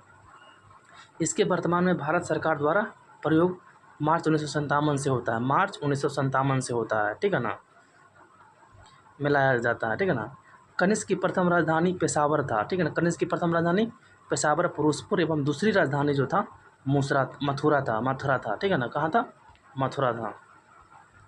कनिष्क ने कश्मीर जीतकर वहाँ कनिष्कपुर नामक नगर बसाया, ठीक है ना। कनिष्क ने कश्मीर जीतकर का क्या बनाया? कनिष्कपुर नामक क्या नगर बसाया, ठीक है ना। बजरंग पूनिया का संबंध किस खेल से है? तो बजरंग पूनिया का संबंध कुश्ती से है। बजरंग पूनिया का संबंध कुश्ती से। प्रमुख खिलाड़ी एवं उनके संबंधित खेल खिलाड़ी, ठीक है ना। अब देखिए कौन कौन किस किस खेल से संबंधित हैं, ठीक है ना। पीवी सिंधु बैडमिंटन से संबंधित हैं। दीपिका कुमारी तीरंदाजी से संबंधित हैं। हिमा दास धावक से संबंधित हैं, ठीक है ना। साइना नेहवाल बैडमिंटन से संबंधित हैं। दीपा कर्माकार जिम्नास्टिक से संबंधित हैं। रवि कुमार दहिया कुश्ती से संबंधित हैं। Bhavina Patel para table tennis, ठीक है ना। भानु माकर निशानेबाजी से संबंधित है। मीरा बाई चानू भारोत्तोलन से संबंधित है, ठीक है ना। राज्यसभा में कितने दिनों तक धन विधेयक को रोका जा सकता है, ठीक है ना, रोक सकती है, ठीक है ना। कितने दिन तक? 14 दिन तक रोक सकती है। राज्यसभा 14 दिनों तक धन विधेयक को रोक सकती है। धन विधेयक 110 अनुच्छेद में है, ठीक है ना। प्रथम बार केवल लोकसभा में पेश किया जाता है। ठीक है ना। अब देखिए क्या क्या राज्यसभा धन विधेयक को न तो अस्वीकृत कर सकती है और ना ही संशोधित कर सकती है। वह सिर्फ सिफारिश कर सकती है, जिसको मानने ना मानने के लिए लोकसभा स्वतंत्र है। राज्यसभा धन विधेयक को अधिकतम 14 दिनों तक रोक सकती है, ठीक है ना। 14 दिन की अवधि बीत जाने पर वह स्वतः मान लिया जाता है कि धन विधेयक को जिस रूप में लोकसभा ने पास किया है, ठीक है ना, उसी रूप में राज्यसभा ने भी क्या कर दिया है? पास कर दिया है, ठीक है ना। कृत्रिम पारिस्थितिकी तंत्र का उदाहरण है। कृत्रिम पारिस्थितिकी तंत्र का उदाहरण खेत है, ठीक है ना। खेत जो है कृत्रिम पारिस्थितिकी तंत्र का उदाहरण है। वर्ष 1935 में ब्रिटिश पारिस्थितिकीविद आर्थर टेंसले ने पारिस्थितिकी तंत्र का शब्द गढ़ा था, ठीक है ना। आर्थर टेंसले ने प्राकृतिक शब्द का अर्थ गढ़ा था, ठीक है ना। समुदायों के जीवों की रचना, कार्य एवं उसके वातावरण के पारस्परिक संबंध को पारिस्थितिकी तंत्र या परितंत्र कहते हैं। पारिस्थितिकी तंत्र एक जटिल आत्मनिर्भर प्राकृतिक तंत्र होता है, ठीक है ना, जिसमें सजीव एवं निर्जीव संगठन अंतर्निहित होते हैं। इसमें सजीवों एवं निर्जीवों के बीच अंतर संबंध बनाए रखने के लिए की जाने वाली सभी क्रियाएं अंतर्निहित होती है, ठीक है ना। पारिस्थितिकी तंत्र एक खुला तंत्र होता है, ठीक है ना, क्योंकि इसमें निरंतर ऊर्जा तथा पदार्थों का संचयन और बहिर्गमन होता रहता है, ठीक है ना। प्राकृतिक पारिस्थितिकी तंत्र में जैविक तथा अजैविक घटक के बीच अंतःक्रिया होती है। यह प्रकृति में स्वाभाविक रूप से घटित होती है और इसके कामकाज के लिए किसी मानवीय गतिविधि की आवश्यकता नहीं होती है, ठीक है ना। कृत्रिम पारिस्थितिकी तंत्र यह जैविक और अजैविक दोनों घटकों वाला एक मानव निर्मित पारिस्थितिकी तंत्र है, ठीक है ना, और इसमें प्रौद्योगिकी भी शामिल होता है। पारिस्थितिकी तंत्र पढ़िए। प्राकृतिक पारिस्थितिकी तंत्र और कृत्रिम पारिस्थितिकी तंत्र। प्राकृतिक पारिस्थितिकी तंत्र स्थलीय, जलीय, वन, घास का मैदान, मरुस्थल आदि आते हैं, ठीक है ना। जलीय में कौन कौन से आते हैं? तालाब, झील, पारिस्थितिकी तंत्र नदी, ठीक है ना। सागरीय पारिस्थितिकी तंत्र में महासागर, सागर, ठीक है ना। कृत्रिम में चिड़ियाघर, एक्वेरियम, खेत, पोल्ट्री फार्म आदि, ये सब किस में आते हैं? सब कृत्रिम पारिस्थितिकी तंत्र हैं, ठीक है ना। संक्रमणकाली एस्चुरी, ठीक है ना, पारिस्थितिकी तंत्र, लैगून, ये सब आते हैं किसमें? जलीय में, ठीक है ना। नोट, सतत विकास या अस्थायी विकास की अवधारणा के प्रतिपादक ब्रैटलैंड थे, ठीक है ना। ब्रैटलैंड थे। सतत विकास या अस्थायी विकास की अवधारणा के प्रतिपादक ब्रैटलैंड 1987 थे, ठीक है ना। पर्यावरण संरक्षण के लिए ग्रीन आर्मी प्रोग्राम की शुरुआत ऑस्ट्रेलिया ने की थी। ग्रीन आर्मी प्रोग्राम की शुरुआत ऑस्ट्रेलिया ने की थी, ठीक है ना। यूजीन ओडम के अनुसार प्रकृति की संरचना एवं प्रक्रिया का अध्ययन करता है, ठीक है ना। संरचना एवं प्रक्रिया का अध्ययन करता है किनके अनुसार? यूजीन ओडम के अनुसार, ठीक है ना, यूजीन ओडम के अनुसार। ओके। 21 अक्टूबर 1947 को सुभाष चंद्र बोस ने सिंगापुर में स्वतंत्र भारत की अस्थायी सरकार की स्थापना की, ठीक है ना। कैसे से आ गया है? एक यहाँ से यहाँ 53, ठीक है, 53 के बाद, ठीक तो है। 21 जुलाई 1947 को सुभाष चंद्र बोस ने सिंगापुर में स्वतंत्र भारत की अस्थायी सरकार की स्थापना किया, ठीक है ना। 2 जुलाई 1947 को सुभाष चंद्र बोस को आज़ाद हिंद फौज का सर्वोच्च सेनापति घोषित किया गया, ठीक है ना। उत्प्रेरक का कार्य है। उत्प्रेरक का कार्य क्या होता है जी? तो ए और बी दोनों, ठीक है ना। अभिक्रिया की दर को बढ़ा देना और अभिक्रिया की दर को घटा देना, ठीक है ना।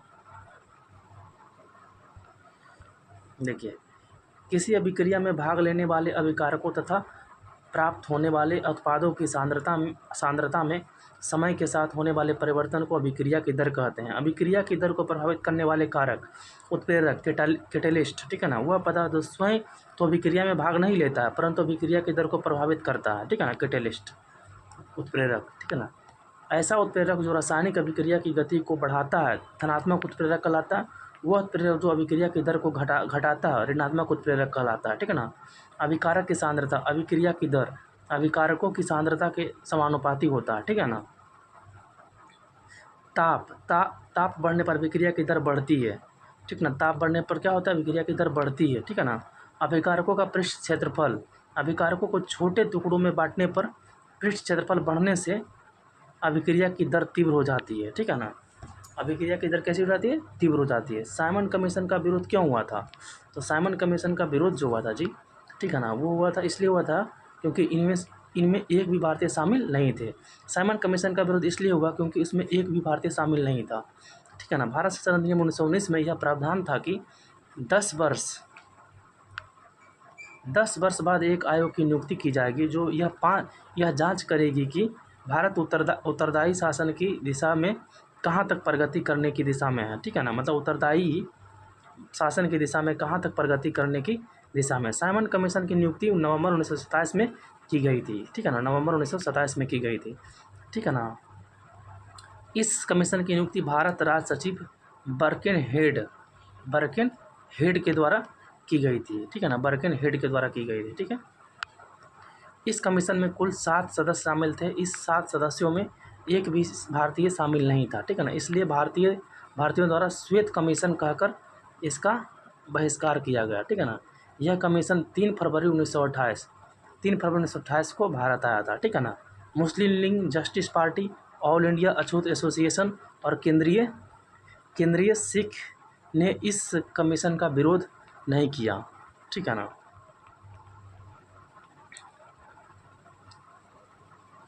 मुंबई में जवाहरलाल नेहरू तथा पंजाब में लाला लाजपत राय के नेतृत्व में इस कमीशन का विरोध किया गया। मुंबई से जवाहरलाल नेहरू, पंजाब से लाला लाजपत राय, ठीक है ना। साइमन कमीशन के विरोध के दौरान हुए लाठीचार्ज में चोटिल होने के कारण पंजाब केसरी लाला लाजपत राय का निधन 17 नवंबर 1928 को हो गया। 17 नवंबर 1928 को हो गया। लाला लाजपत राय को चोटिल करने वाला अंग्रेज पुलिस अधिकारी सॉन्डर्स था। कौन था? सॉन्डर्स था। 17 दिसंबर 1928 को हिंदुस्तान सोशलिस्ट रिपब्लिक एसोसिएशन के कार्यकर्ता भगत सिंह, राजगुरु और चंद्रशेखर आजाद द्वारा मतलब मौत के घाट उतार दिया गया, ठीक है ना। 1946 के नौ सैनिक विद्रोह का नायक कौन था? तो नौ सैनिक विद्रोह का नायक जो था MS खां था, ठीक है ना। 1946 के नौ सैनिक विद्रोह का नायक MS खां था, ठीक है ना।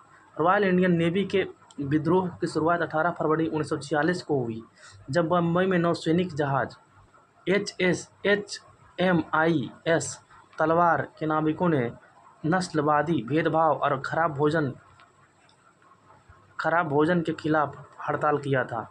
विद्रोहियों ने एक नौसेना केंद्रीय हड़ताल समिति का गठन SS खान के नेतृत्व में किया था, ठीक है ना। इन सैनिकों ने BC दत्त की रिहाई की मांग की जिन्हें जहाज की दीवारों पर भारत छोड़ो लिखने के आरोप में गिरफ्तार किया गया था, ठीक है ना।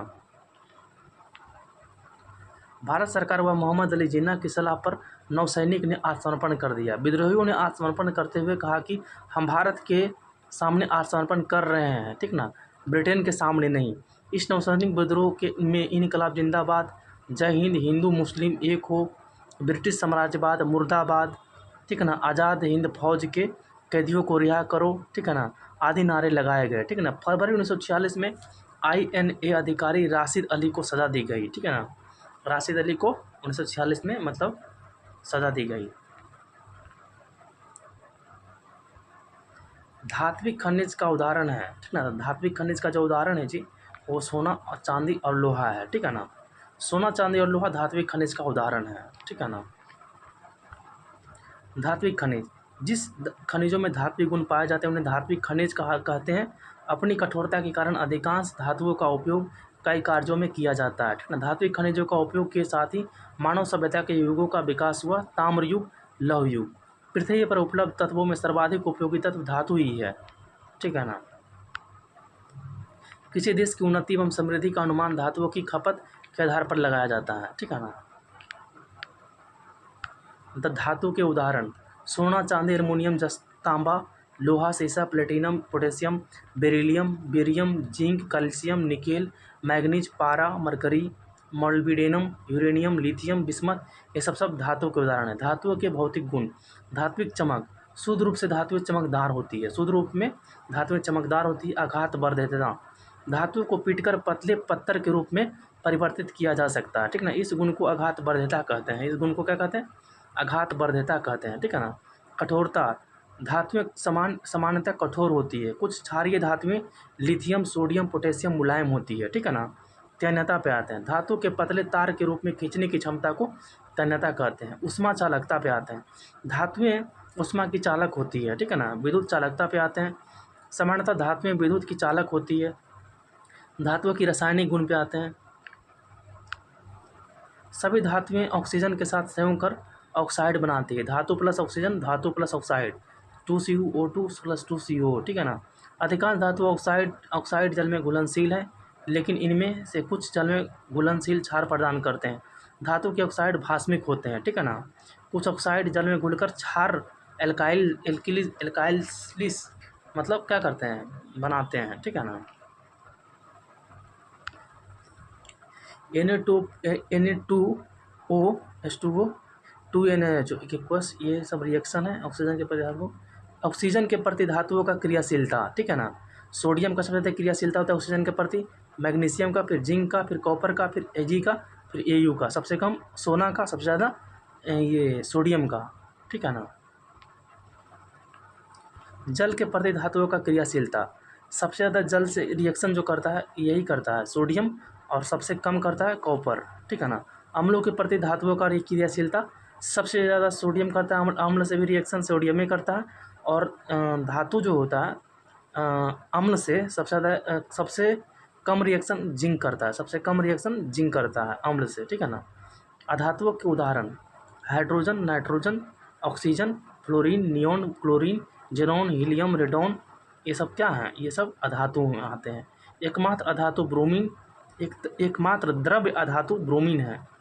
Carbon, phosphorus, sulphur, selenium, boron, silicon, iodine ठोस अधातु हैं, ठीक है ना। ये सब ठोस अधातु हैं, ये सब ठोस अधातु हैं, ठीक है ना। अच्छे से याद कर लीजिएगा। बैला डीला, ठीक है ना। बैला डीला किसके लिए प्रसिद्ध है? तो बैला डीला जो प्रसिद्ध है लो एस के लिए। बैला डीला लो एस के लिए प्रसिद्ध है। भारत में लौह अयस्क के दो प्रमुख प्रकार हेमाटाइट और मैग्नेटाइट पाए जाते हैं।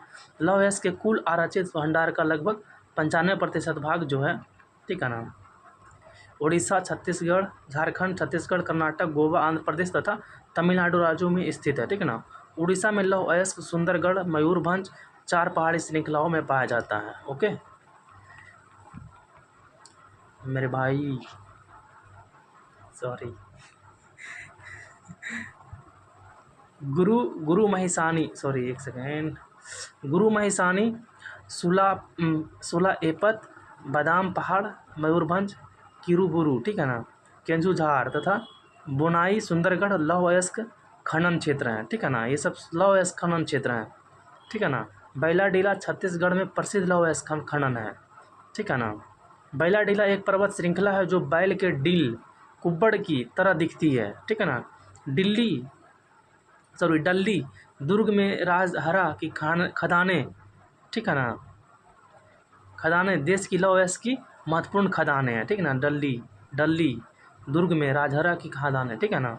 महाराष्ट्र में चंद्रपुर और रत्नागिरी जिले, ठीक है ना। तेलंगाना के करीमनगर, वारंगल जिले और तमिलनाडु राज्य के सलेम, करीमनगर, वारंगल जिले और तमिलनाडु राज्य के सेलम, नीलगिरी जिले, ठीक ना, तथा नीलगिरी जिले लौह अयस्क खनन के लिए क्या है, मतलब प्रदेश है, ठीक है ना। उष्णकटिबंधीय सदाबहार वनस्पति का उदाहरण कौन है? तो महोगनी और रोजवुड है। उष्णकटिबंधीय सदाबहार वनस्पति का उदाहरण महोगनी और रोजवुड है। उष्णकटिबंधीय सदाबहार महोगनी और रोजवुड है। उष्णकटिबंधीय सदाबहार वनस्पति, ये वनस्पतियाँ 250 सेंटीमीटर से अधिक वर्षा तथा 22 डिग्री सेल्सियस से अधिक औसत वार्षिक तापमान वाले क्षेत्रों में पाए जाते हैं। उष्णकटिबंधीय वनों की शुद्ध प्राथमिक उत्पादकता भी सर्वाधिक होती है, ठीक है ना। Cinchona, mahogany, rosewood, orchid, fern, आबोनस, बांस तथा ताड़ आदि उष्णकटिबंधीय सदाबहार वनस्पति के उदाहरण हैं। उष्णकटिबंधीय आर्द्र पर्णपाती वनस्पति, इन वनस्पतियों के विकास हेतु 100 से 200 सेंटीमीटर तक वार्षिक वर्षा आवश्यक होती है।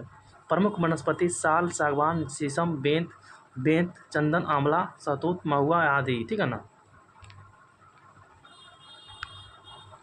बबूल, नागफनी, खजूर, खेजड़ी आदि शुष्क कंटीली वनस्पति के उदाहरण हैं। नौका दौड़ किस राज्य का प्रसिद्ध खेल है, ठीक है ना। केरल। नौका दौड़ केरल राज्य का प्रसिद्ध खेल है, ठीक है ना।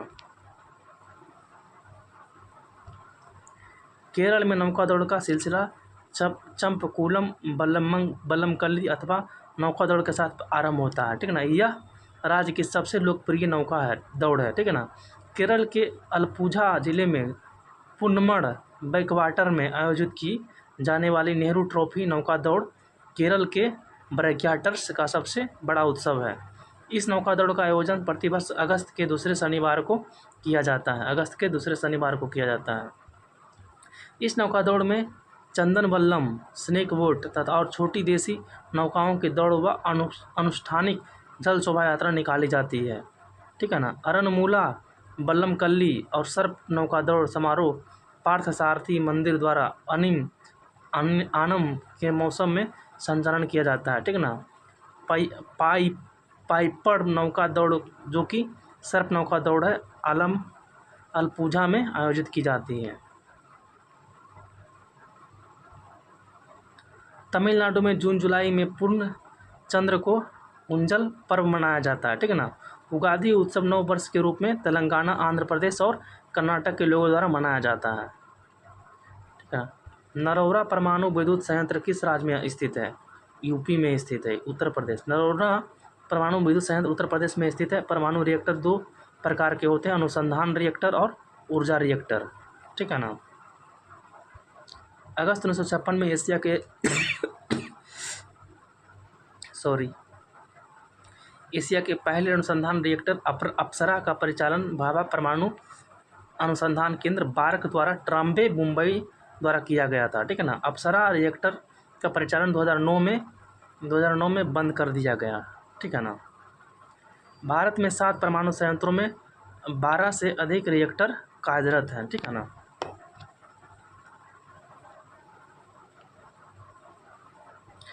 तारापुर में नाभिकीय संयंत्र, महाराष्ट्र, भारत का प्रथम ऊर्जा नाभिकीय रिएक्टर, ठीक है ना। रावत भाटा नाभिकीय संयंत्र राजस्थान में है। कुड्डनकुलम नाभिकीय संयंत्र तमिलनाडु में है। कैगा नाभिकीय संयंत्र कर्नाटक में है। काकरापारा नाभिकीय संयंत्र गुजरात में है।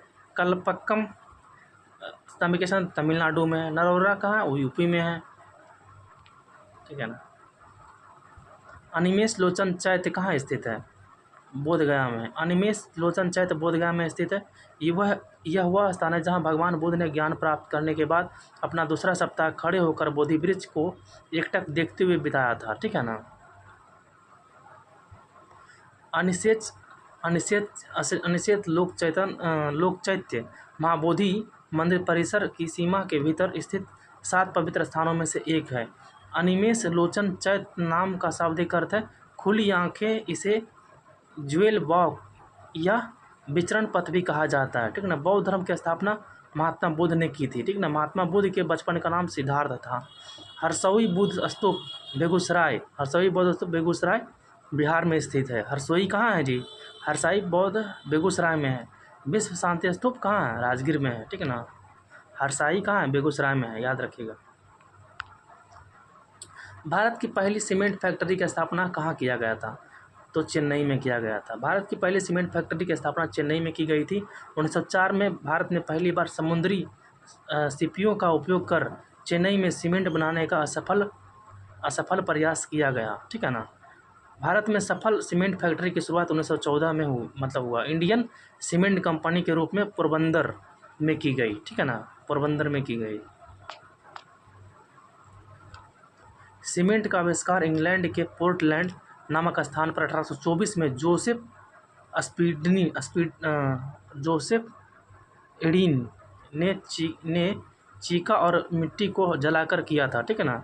चूना पत्थर, कोयला, जिप्सम, बॉक्साइट, सिलिका की आवश्यकता सीमेंट उत्पादन के लिए होती है, ठीक है ना। राजस्थान में सीमेंट उत्पादक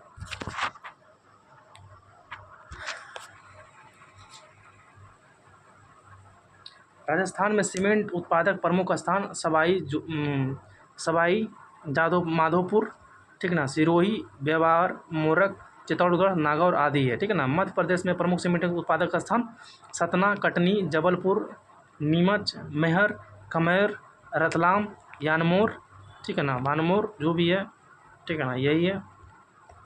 छत्तीसगढ़ में प्रमुख सीमेंट उत्पादक स्थान जो है जामुल, दुर्ग, अकालतारा, माढ़र, भाटापारा आदि हैं, ठीक ना। गुजरात में प्रमुख सीमेंट उत्पादक स्थान द्वारका, पोरबंदर, बड़ोदरा, भावनगर, राना बाबा आदि, ठीक है ना। चुर्ग, डल्ला, चुनार आदि सीमेंट उत्पादक हेतु प्रसिद्ध स्थान उत्तर प्रदेश में है, ठीक है ना।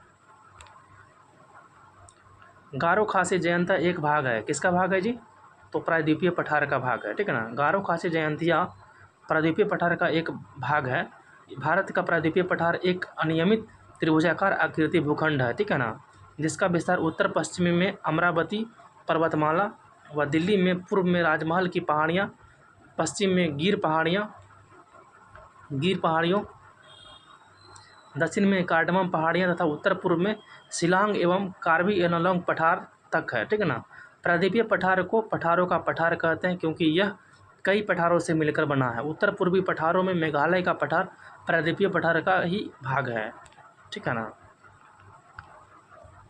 उत्पत्ति व संरचना की दृष्टि से मेघालय का पठार प्रायद्वीपीय पठार छोटा नागपुर का पठार का ही पूर्व विस्तार है, जो राजमहल, गारो गैप अथवा मालदा गैप के द्वारा अलग हुआ है। इस पठार में पश्चिम से पूर्व की ओर क्रमशः गारो, खासी, जयंतिया तथा मिकिर पहाड़ियाँ अवस्थित है, जो प्राचीन चट्टानों से बनी है। गारो, खासी, जयंतिया इस पठार में निवास करने वाली प्रमुख जनजातियाँ हैं, ठीक है ना। मेघालय पठार क्षेत्र में धारवाड़ संरचना से निर्मित शिलांग रेंज सबसे ऊंचा पर्वतीय क्षेत्र है, इसलिए इसे शिलांग पठार के नाम से भी जाना जाता है, ठीक है ना।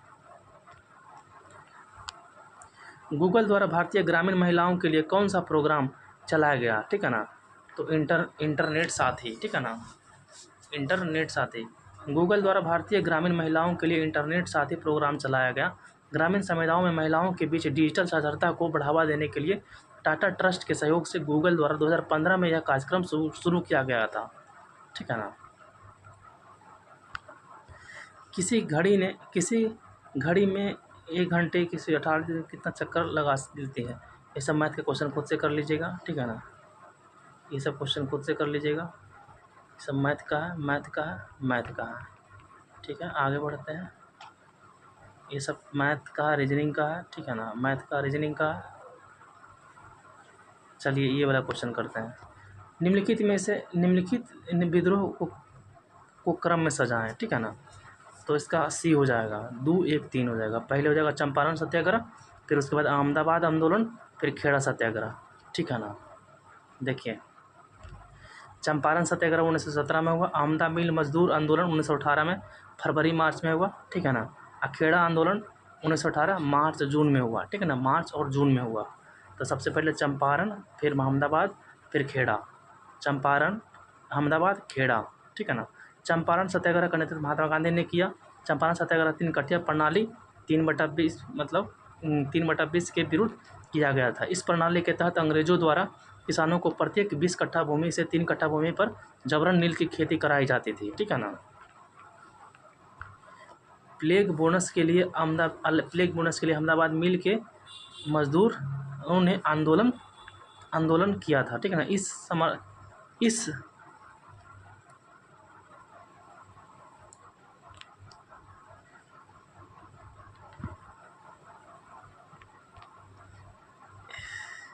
समर्थन हेतु गांधी जी ने पहली बार भारत में भूख हड़ताल का प्रयोग किया था, ठीक है ना, अहमदाबाद मिल के लिए।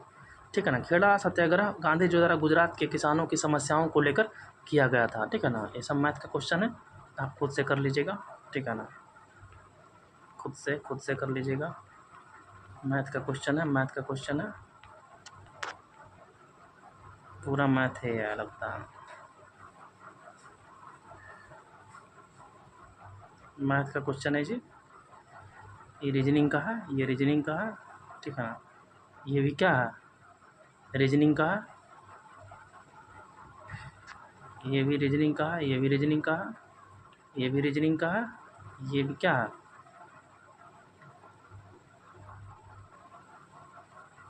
ये भी रीजनिंग का है, ठीक है ना। ये भी क्या है, रीजनिंग का है, रीजनिंग का है, रीजनिंग का है। देख रहे हैं रीजनिंग कितना पूछ रहा है। आप लोग को रीजनिंग भी पढ़ना पड़ेगा साइड से। क्या 95 नंबर पे आते हैं। देखिए, विधान परिषद का सदस्य बनने हेतु न्यूनतम उम्र होनी चाहिए, ठीक है ना। तो विधान परिषद का सदस्य बनने के लिए न्यूनतम उम्र जो होना चाहिए 30 वर्ष होना चाहिए, ठीक है ना। कितना वर्ष, 30 वर्ष। विधान परिषद का सदस्य बनने हेतु न्यूनतम उम्र 30 वर्ष होनी चाहिए, ठीक है ना। विधान परिषद राज्य विधानमंडल का उच्च सदन होता है, ठीक है ना, ठीक है।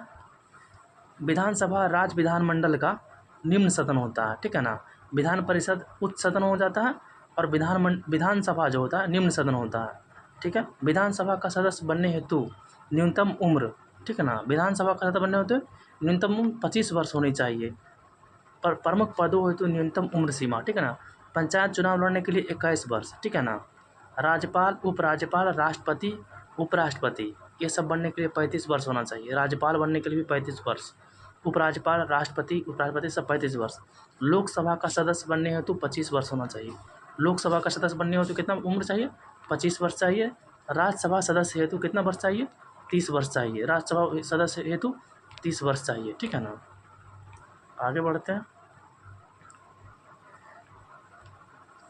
बृहद ट्रैंक मार्ग, ठीक है, ग्रैंड ट्रैंक मार्ग जो रोड है, ठीक है ना, ग्रैंड ट्रैंक रोड निम्न में से किससे संबंधित है, ठीक है ना।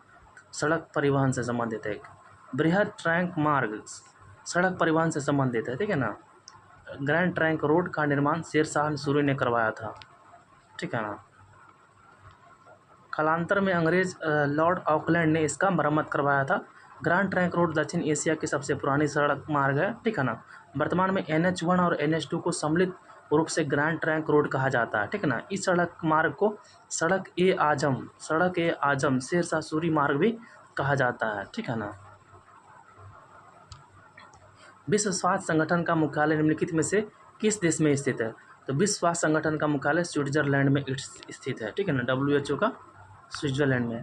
विश्व स्वास्थ्य संगठन का मुख्यालय जिनेवा स्विट्जरलैंड में स्थित है, ठीक है ना। इसका स्थापना 7 अप्रैल 1948 को की गई थी, ठीक है ना। विश्व स्वास्थ्य संगठन एक ऐसी संस्था है जो विश्व के सभी देशों के साथ स्वास्थ्य संबंधी समस्याओं पर आपसी सहयोग तथा मानक विकसित करने का काम करता है, ठीक ना। विश्व स्वास्थ्य संगठन का मुख्य उद्देश्य पूरे विश्व के लोगों को बेहतर स्वास्थ्य भविष्य देना तथा स्वास्थ्य सेवाओं को मजबूत बनाना है, ठीक है ना, मजबूत बनाना है। विश्व स्वास्थ्य संगठन में सदस्यों की संख्या 194 है। वर्तमान में विश्व स्वास्थ्य संगठन के महानिदेशक टेड्रोस अधानोम घेब्रेयेसस हैं, ठीक है ना। विश्व स्वास्थ्य दिवस 7 अप्रैल को मनाया जाता है। विश्व के प्रमुख संगठन और उनके मुख्यालय। एशियाई विकास बैंक ADB 1904 मनीला में इसका मुख्यालय है, ठीक है ना। ADB का मुख्यालय कहाँ है जी, मनीला में है, ठीक है ना। एशियन 1967 में स्थापना हुआ है, ठीक है ना। दक्षिण पूर्वी एशियाई राष्ट्रों का संघ इंडोनेशिया जकार्ता में है, ठीक है ना, जकार्ता इंडोनेशिया में। नाटो का स्थापना 1949 में हुआ। नाटो का ब्रुसेल्स बेल्जियम में है, ठीक है ना। नाटो का ब्रुसेल्स बेल्जियम में मुख्यालय है। सार्क का 1985 में स्थापना हुआ।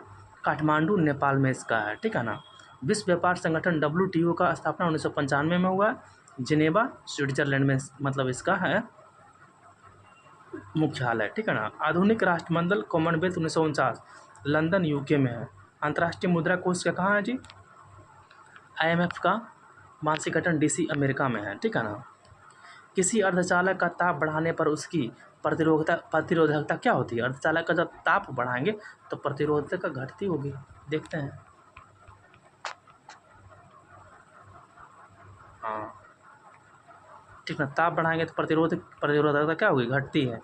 किसी अर्धचालक का ताप बढ़ाने पर उसकी प्रतिरोधकता घटती है। अर्धचालक, चालक और अचालक के अतिरिक्त कुछ ऐसे पदार्थ भी हैं जिनकी प्रतिरोधकता चालक और अचालक पदार्थों की प्रतिरोधकता के बीच क्रम की होती है, अर्धचालक कहलाते हैं। ठीक है ना, सेमीकंडक्टर कहलाते हैं। सेमीकंडक्टर में कौन कौन आते हैं? सिलिकॉन, जर्मेनियम सेमीकंडक्टर होते हैं। सेलेनियम भी सेमीकंडक्टर। कुछ महत्वपूर्ण अर्धचालक के उदाहरण हैं। इन पदार्थों के प्रति घन सेंटीमीटर आयतन में मुक्त इलेक्ट्रॉनों की संख्या लगभग 10⁻13 होती है, जबकि तांबे की 1 घन सेंटीमीटर में इनकी संख्या 8.4 × 10⁻22 होती है। मुक्त इलेक्ट्रॉन की संख्या कम रहने के कारण अर्धचालकों की प्रतिरोधकता 1.0 से इतना ओम होती है कि क्रम से होती है, एवं चालक की इतना। ठीक है ना। परम शून्य ताप पर अर्धचालक एक आदर्श अचालक की भांति व्यवहार करते हैं। किसी चालक का ताप बढ़ाने पर उसकी प्रतिरोधकता बढ़ती है, पर किसी अर्धचालक का ताप बढ़ाने पर उसकी प्रतिरोधकता तेजी से घटने लगती है। ठीक है ना। अर्धचालक मुख्यतः 2 प्रकार की होती है। ठीक है ना, नैज अर्धचालक और बाह्य अर्धचालक। ठीक है ना। नैज अर्धचालक जो होता है,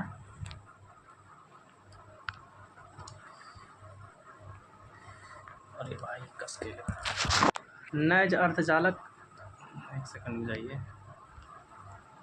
नैज अर्धचालक इंस्ट्रिक्ट सेमीकंडक्टर, पूर्ण रूप से शुद्ध अर्धचालक का नैज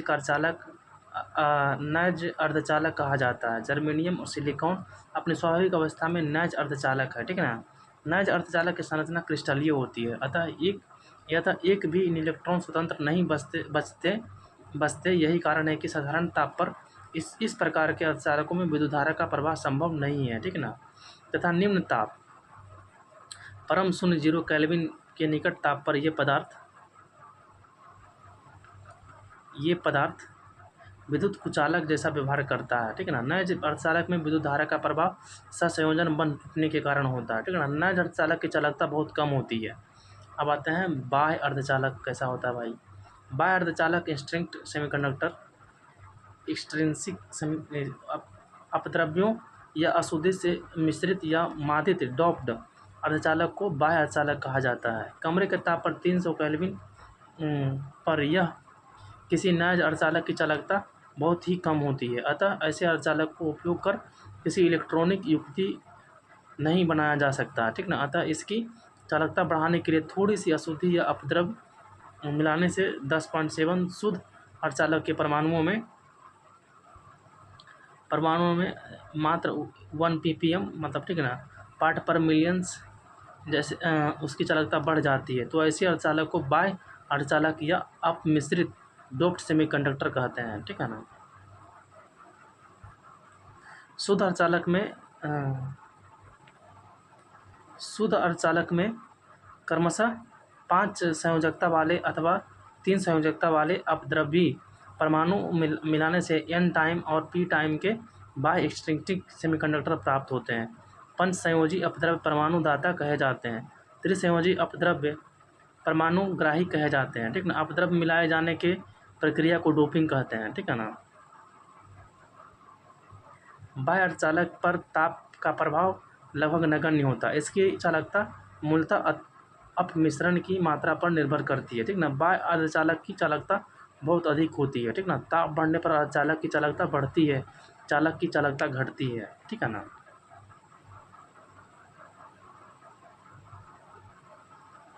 ओडोमीटर एक उदाहरण है। ओडोमीटर एक उपकरण है जिसके द्वारा मापन किया जाता है किसकी का दूरी का। ठीक है ना।